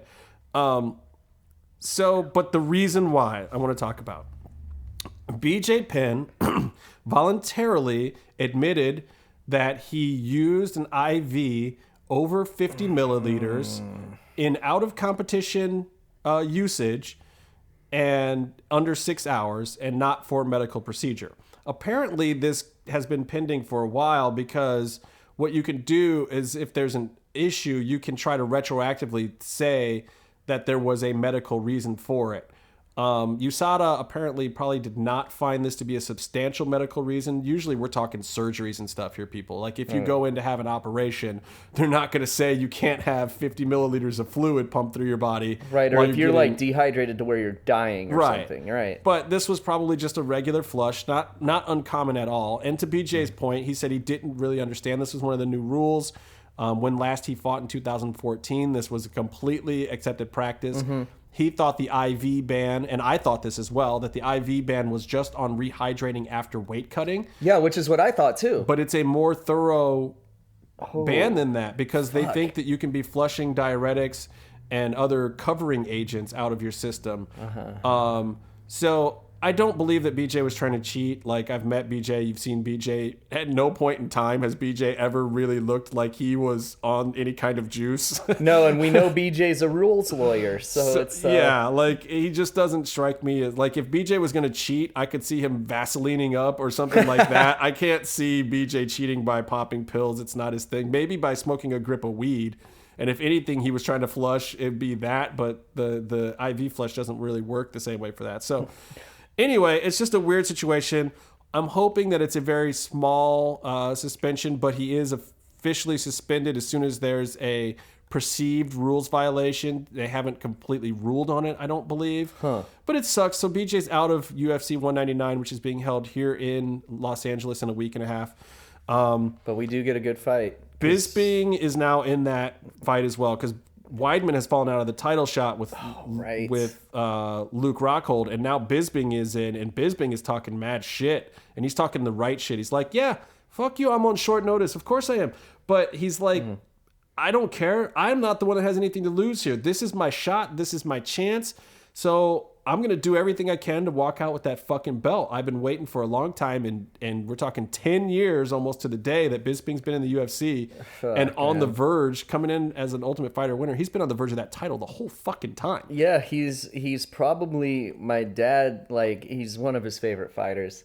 He's great. My dad's a huge fan of his. And he's coming off of a win from Anderson Silva. Right. You know, one of the greatest fighters of all time, possibly the GOAT. You know, if John Jones fucks up and get beat by Daniel Cormier, you will have an argument between John Jones and Anderson Silva as the greatest fighter of all time very easily. If not, if Jones beats Cormier again, probably Jones. But still, Michael Bisping beat one of the greatest all-time fighters. Like, we're talking out of like 500 guys you could pick. You know, Anderson Silva's like 1, 2, or 3. Bisping beat him. Yeah, and it was a good fight. Like, a lot of people. He's a popular draw. He's a good draw. He's a good talker. He's got beef with Rockhold. Now, if you don't know the history, Rockhold does have a win over Bisping. Leading into that fight, Bisping talked about them sparring and like some heat that happened between Rockhold and Bisping in a sparring camp that they did together.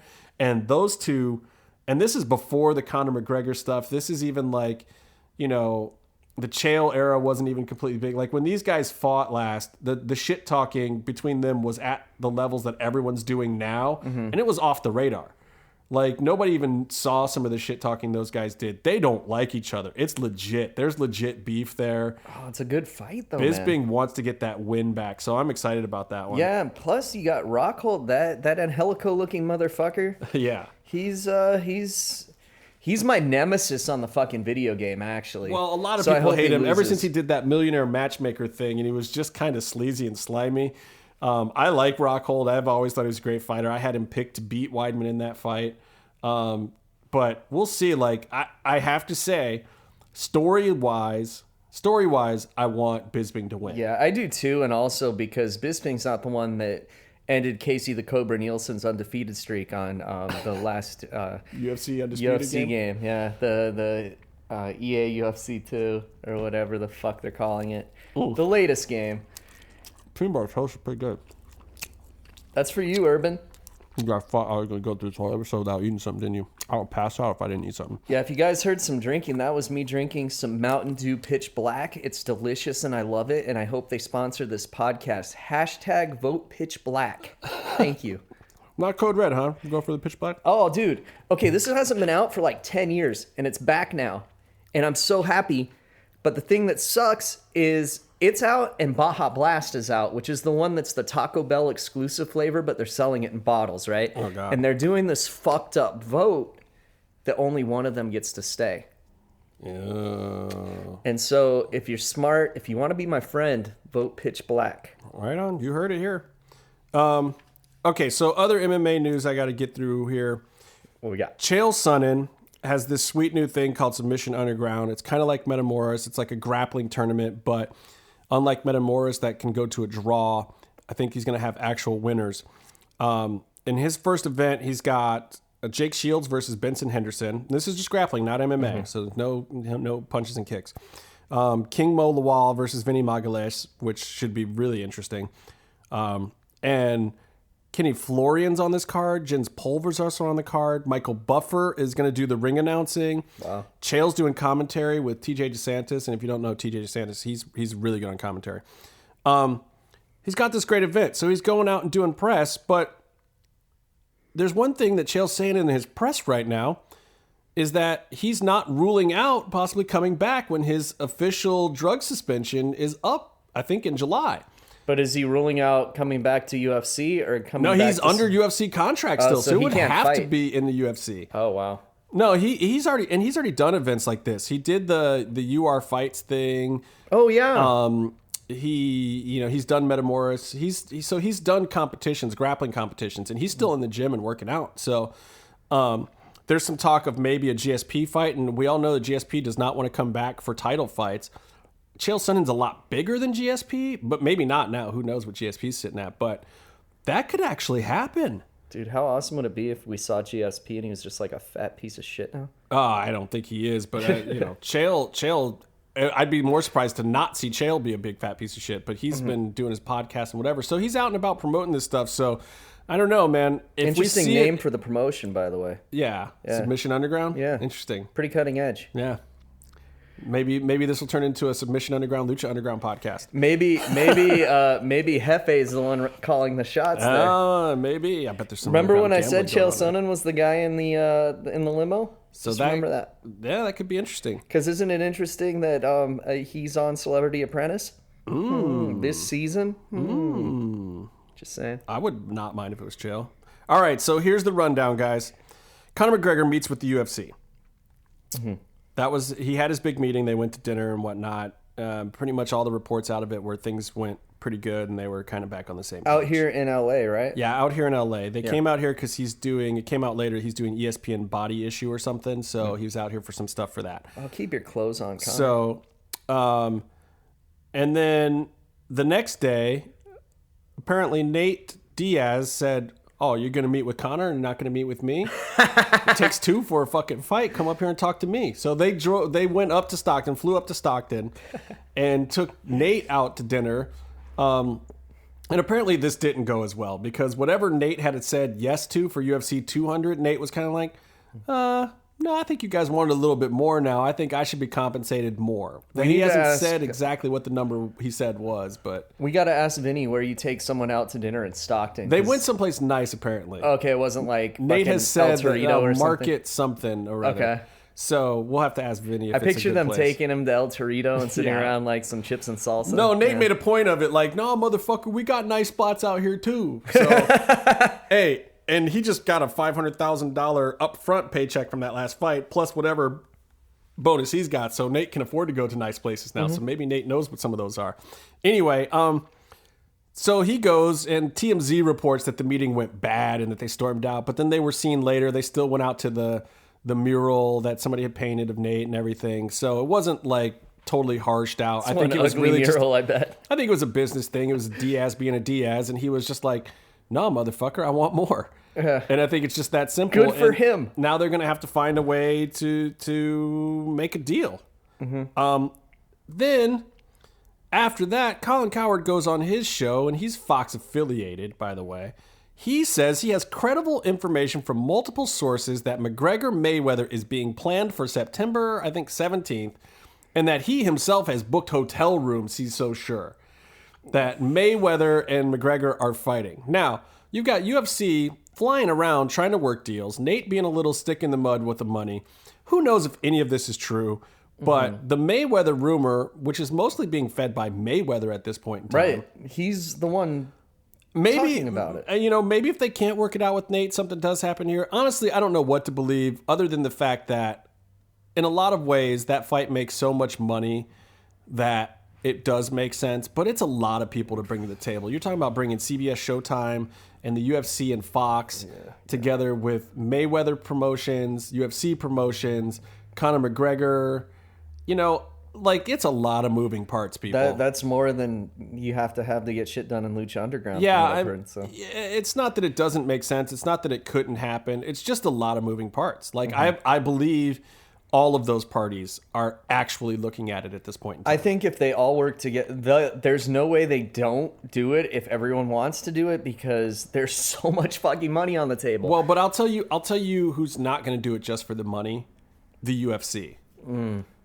Because the UFC stands to lose the most from weakening its brand. Right, because Conor's going to get killed. Yeah, so the UFC has to be very careful here and how they get involved co-promotion wise. They need to get the rub a certain way and not just the paycheck. I think Mayweather thinks he can just buy out Conor from them to a certain extent. They're going to want to be involved. They may want it to be their announcers, but maybe it airs as a Showtime pay-per-view. They're going to want certain UFC considerations. Fox is probably going to have to get some considerations. Maybe they get the replay or something. Maybe Showtime and Fox both get the replay. I don't know. You're talking about a lot of big moving parts, though. I mean, you're talking about whole networks that make a lot of money off this stuff. And the UFC does have to be concerned brand image wise. They have to be concerned about Conor pulling certain stuff and other fighters trying to do stuff like that. Not that I think that they could, but they're already seeing the Conor effect with just Nate Diaz alone. True. And him asking for this money. Yeah. Anyway, we'll see. Finally, the last thing I want to get into is Stipe Miocic. Yeah. Stipe Miocic. I said last week I did not think this very thing was going to happen. I'm a true Clevelander. I am a certain amount of pessimism when it comes to sports involving my own hometown. But Stipe Miocic is set to defend the heavyweight UFC title of the world against Alistair Overeem in Cleveland. That's amazing. On September 10th. You know how hard it was for me to not lead with this, people, and take up 5 hours of your time. So did you buy your plane tickets yet? I'm seriously looking into it. My boys Charlie and Will that came to Lucha with me a few weeks ago, we've been talking about it. Charlie's even trying to go back if the Cavs make the finals, which looks like it probably will happen after that 40-point blowout of the Raptors the other night. Fuck. I mean, that game was in garbage time like 4 minutes into the game. It was incredible. And it also, there's a UFC fight night this Sunday, people, not Saturday. Jessica I from Cleveland is fighting Sarah McMahon on that card. So hopefully she gets a win over Sarah and she'll be on that Cleveland card too. Even if she's not, it might be a good thing for her because she'll probably get to fight anyway, even if she loses. Yeah, she'll get a match on that. I mean, how many other fighters from Cleveland do they have that have a name? I think it's good. Those are the two biggest ones. Yeah. There's a few others out there. And there's some other Ohio fighters that might end up on that card as well. The last time they were in Ohio was like a long time ago, like UFC 97 or something in Columbus. I don't even know. It was a long time ago. And Jessica's losses recently were competitive against Misha, who she was beating at first. And of course, Misha did the same thing she does to everyone and came back and figured out how to take over the whole match. Yeah, I saw that match. It was fucked up. Yeah. And Juliana Pena too. Like Jess was doing really good, but then she got a point taken away for an slightly illegal strike in the second round, and it kind of derailed her whole thing. I think I was in Las Vegas for that one and saw that on sportsbook screens, actually. So hopefully she can pull it out. Other fights on this weekend's card: Almeida versus Corey Garbrandt. Somebody's O must go. They're both undefeated, so I'm picking Garbrandt. I don't know why. I just think Cody's going to get done. They're both vicious fighters. Renan Barão is going up to 145, which is amazing to me because the only guy he's lost to at 35 is TJ Dillashaw, and somehow TJ, of all people, has scared Renan Barão right out of the whole division. That's interesting. So Renan's fighting Little Heathen Stevens at 145 pounds. Tariq Saffiedine versus Rick Horror's Story. Number 10 versus number 11. I love this fight. Rick Story has so much power in his hands. I think that he might get a KO over Tariq. Tariq has never looked the way he did in Strikeforce to me. So we'll see. How many people have, though, really? Like when you think about it? Not many. Yeah. McMahon, like I talked about. And then the headliner of Fight Pass is a fight I'm very much looking forward to, which is Aljamain Sterling versus Mr. Misha Tate, Brian Caraway. That's on the fucking Fight Pass. Yeah, because they're putting these big fights on Fight Pass now. They're trying to sell the service. I understand. And if something goes fast in the regular card, maybe you get something carried over, right? So into the prelims or the Fox part of the card. But we'll see. So when Story knocks his ass out, maybe I'll get to see that fight without Fight Pass. Yeah. So. We'll see, but yeah, I'm hip to that. Like Aljamain Sterling did this promo this week with Eric B and Rakim fame that just popped me like crazy, dude. It was nuts. I love it. And Aljamain, he's another good talker. I call him the Black Sage Northcutt. Like I want him to get a push like Sage Northcutt got because he's an exciting young fighter. They re-signed him. He could have gone over to Bellator or somewhere else. They re-signed him. He's here to stay. I hope Aljamain is on his way to a title run. We'll see. And Let's hope he doesn't tap to a move that completely exposes him as a fraud. But well, I don't know if Sage is completely a fraud, but Sage did tap kind of quick. I ain't gonna lie. And like we said, Paige Van Zandt came in number 2 on Dancing with the Stars, so she's the other up-and-coming superstar. She got appropriately beaten by Rose Namajunas in her last fight, and she's been gone for a while, but now that she's done with Dancing with the Stars. Yeah, but she's trending on Twitter. That's why I had mentioned her before. Is like, holy shit, like just because of Dancing with the Stars. We'll see. She did better than Chris Jericho's ass. Yeah. Just saying. Best the fighters on that show. And I mean, look, a lot of people who've come in second or third haven't really done a lot, but I think, she's not going to leave fighting altogether. I think that it will be a good carry over for her. I think now more casual fans, and I love this when casual fans have a reason to watch MMA, because I believe that MMA, especially UFC right now, is such an exciting product that when you get new eyeballs on the sport, I think they're going to get into it. I love UFC going to Cleveland. I think there's a lot of Cleveland fans who have been sleeping on Stipe, who in Cleveland may not even know who Stipe is, but they're going to know now, man. He's going to come to the Q Arena, sell that motherfucker out. Yeah. I mean, he's not as big as LeBron James popularity-wise, but this will certainly help. And it opens up a whole new market. And Cleveland fans are sports fans. If you can get Cleveland fans really invested in UFC, I think not only do you see more revenue for UFC, I think you will see a new breed of fighters coming out of Cleveland in the next 15 years because of this one card coming there. Those kids need something to grasp onto. Just like boxing, when it goes to the hood, you know, you have all these Latino fighters because boxing meant something to them. They saw their idols and their hometown guys do really well in the sport, and then more of them going to the gym. Right. You know, it's the same thing, I think, with MMA, and I think Stipe could be that catalyst for a small little movement of MMA in Cleveland. I'm sure that, you know, Strong Style Gym is going to have an increased enrollment, and hopefully a few other places will open up. And my buddies that I know that are doing that kind of stuff back in Cleveland, kudos to you. Ride the wave, man. Now's the time. Show up at that event with your T-shirts. Rep your shit hard. This is your chance. So all eyes are going to be on Cleveland for one night, and hopefully for one night that's a win, because the last two guys got to fight at home, being Cain Velasquez and Fabricio Verdum, who fought in their own homes. Both lost their belts. So if Stipe loses in Cleveland, I'm going to fucking cry for a long, long time. Oh, man. See, Cleveland's got a bunch of sports fans, despite the records of their teams, and now they have a winning champion here. Yes. So get out there and support in my favorite Stipe. sport. In my favorite sport. That's fucking cool, Guys man. don't even know. For me, like, I'm the biggest mark. Me and Gary DeFranco are probably the two biggest MMA and Cleveland sports fans in existence. Gary worked on The Ultimate Fighter for a gamillion years.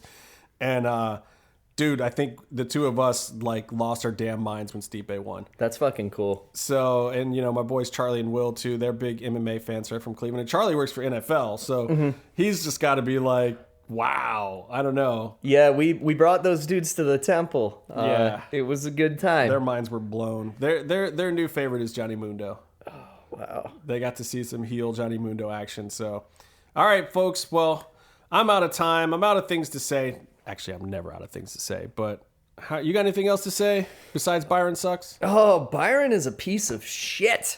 Yeah, that's all I have to say. All right, Ginger. We expect to see you back here soon. Yeah.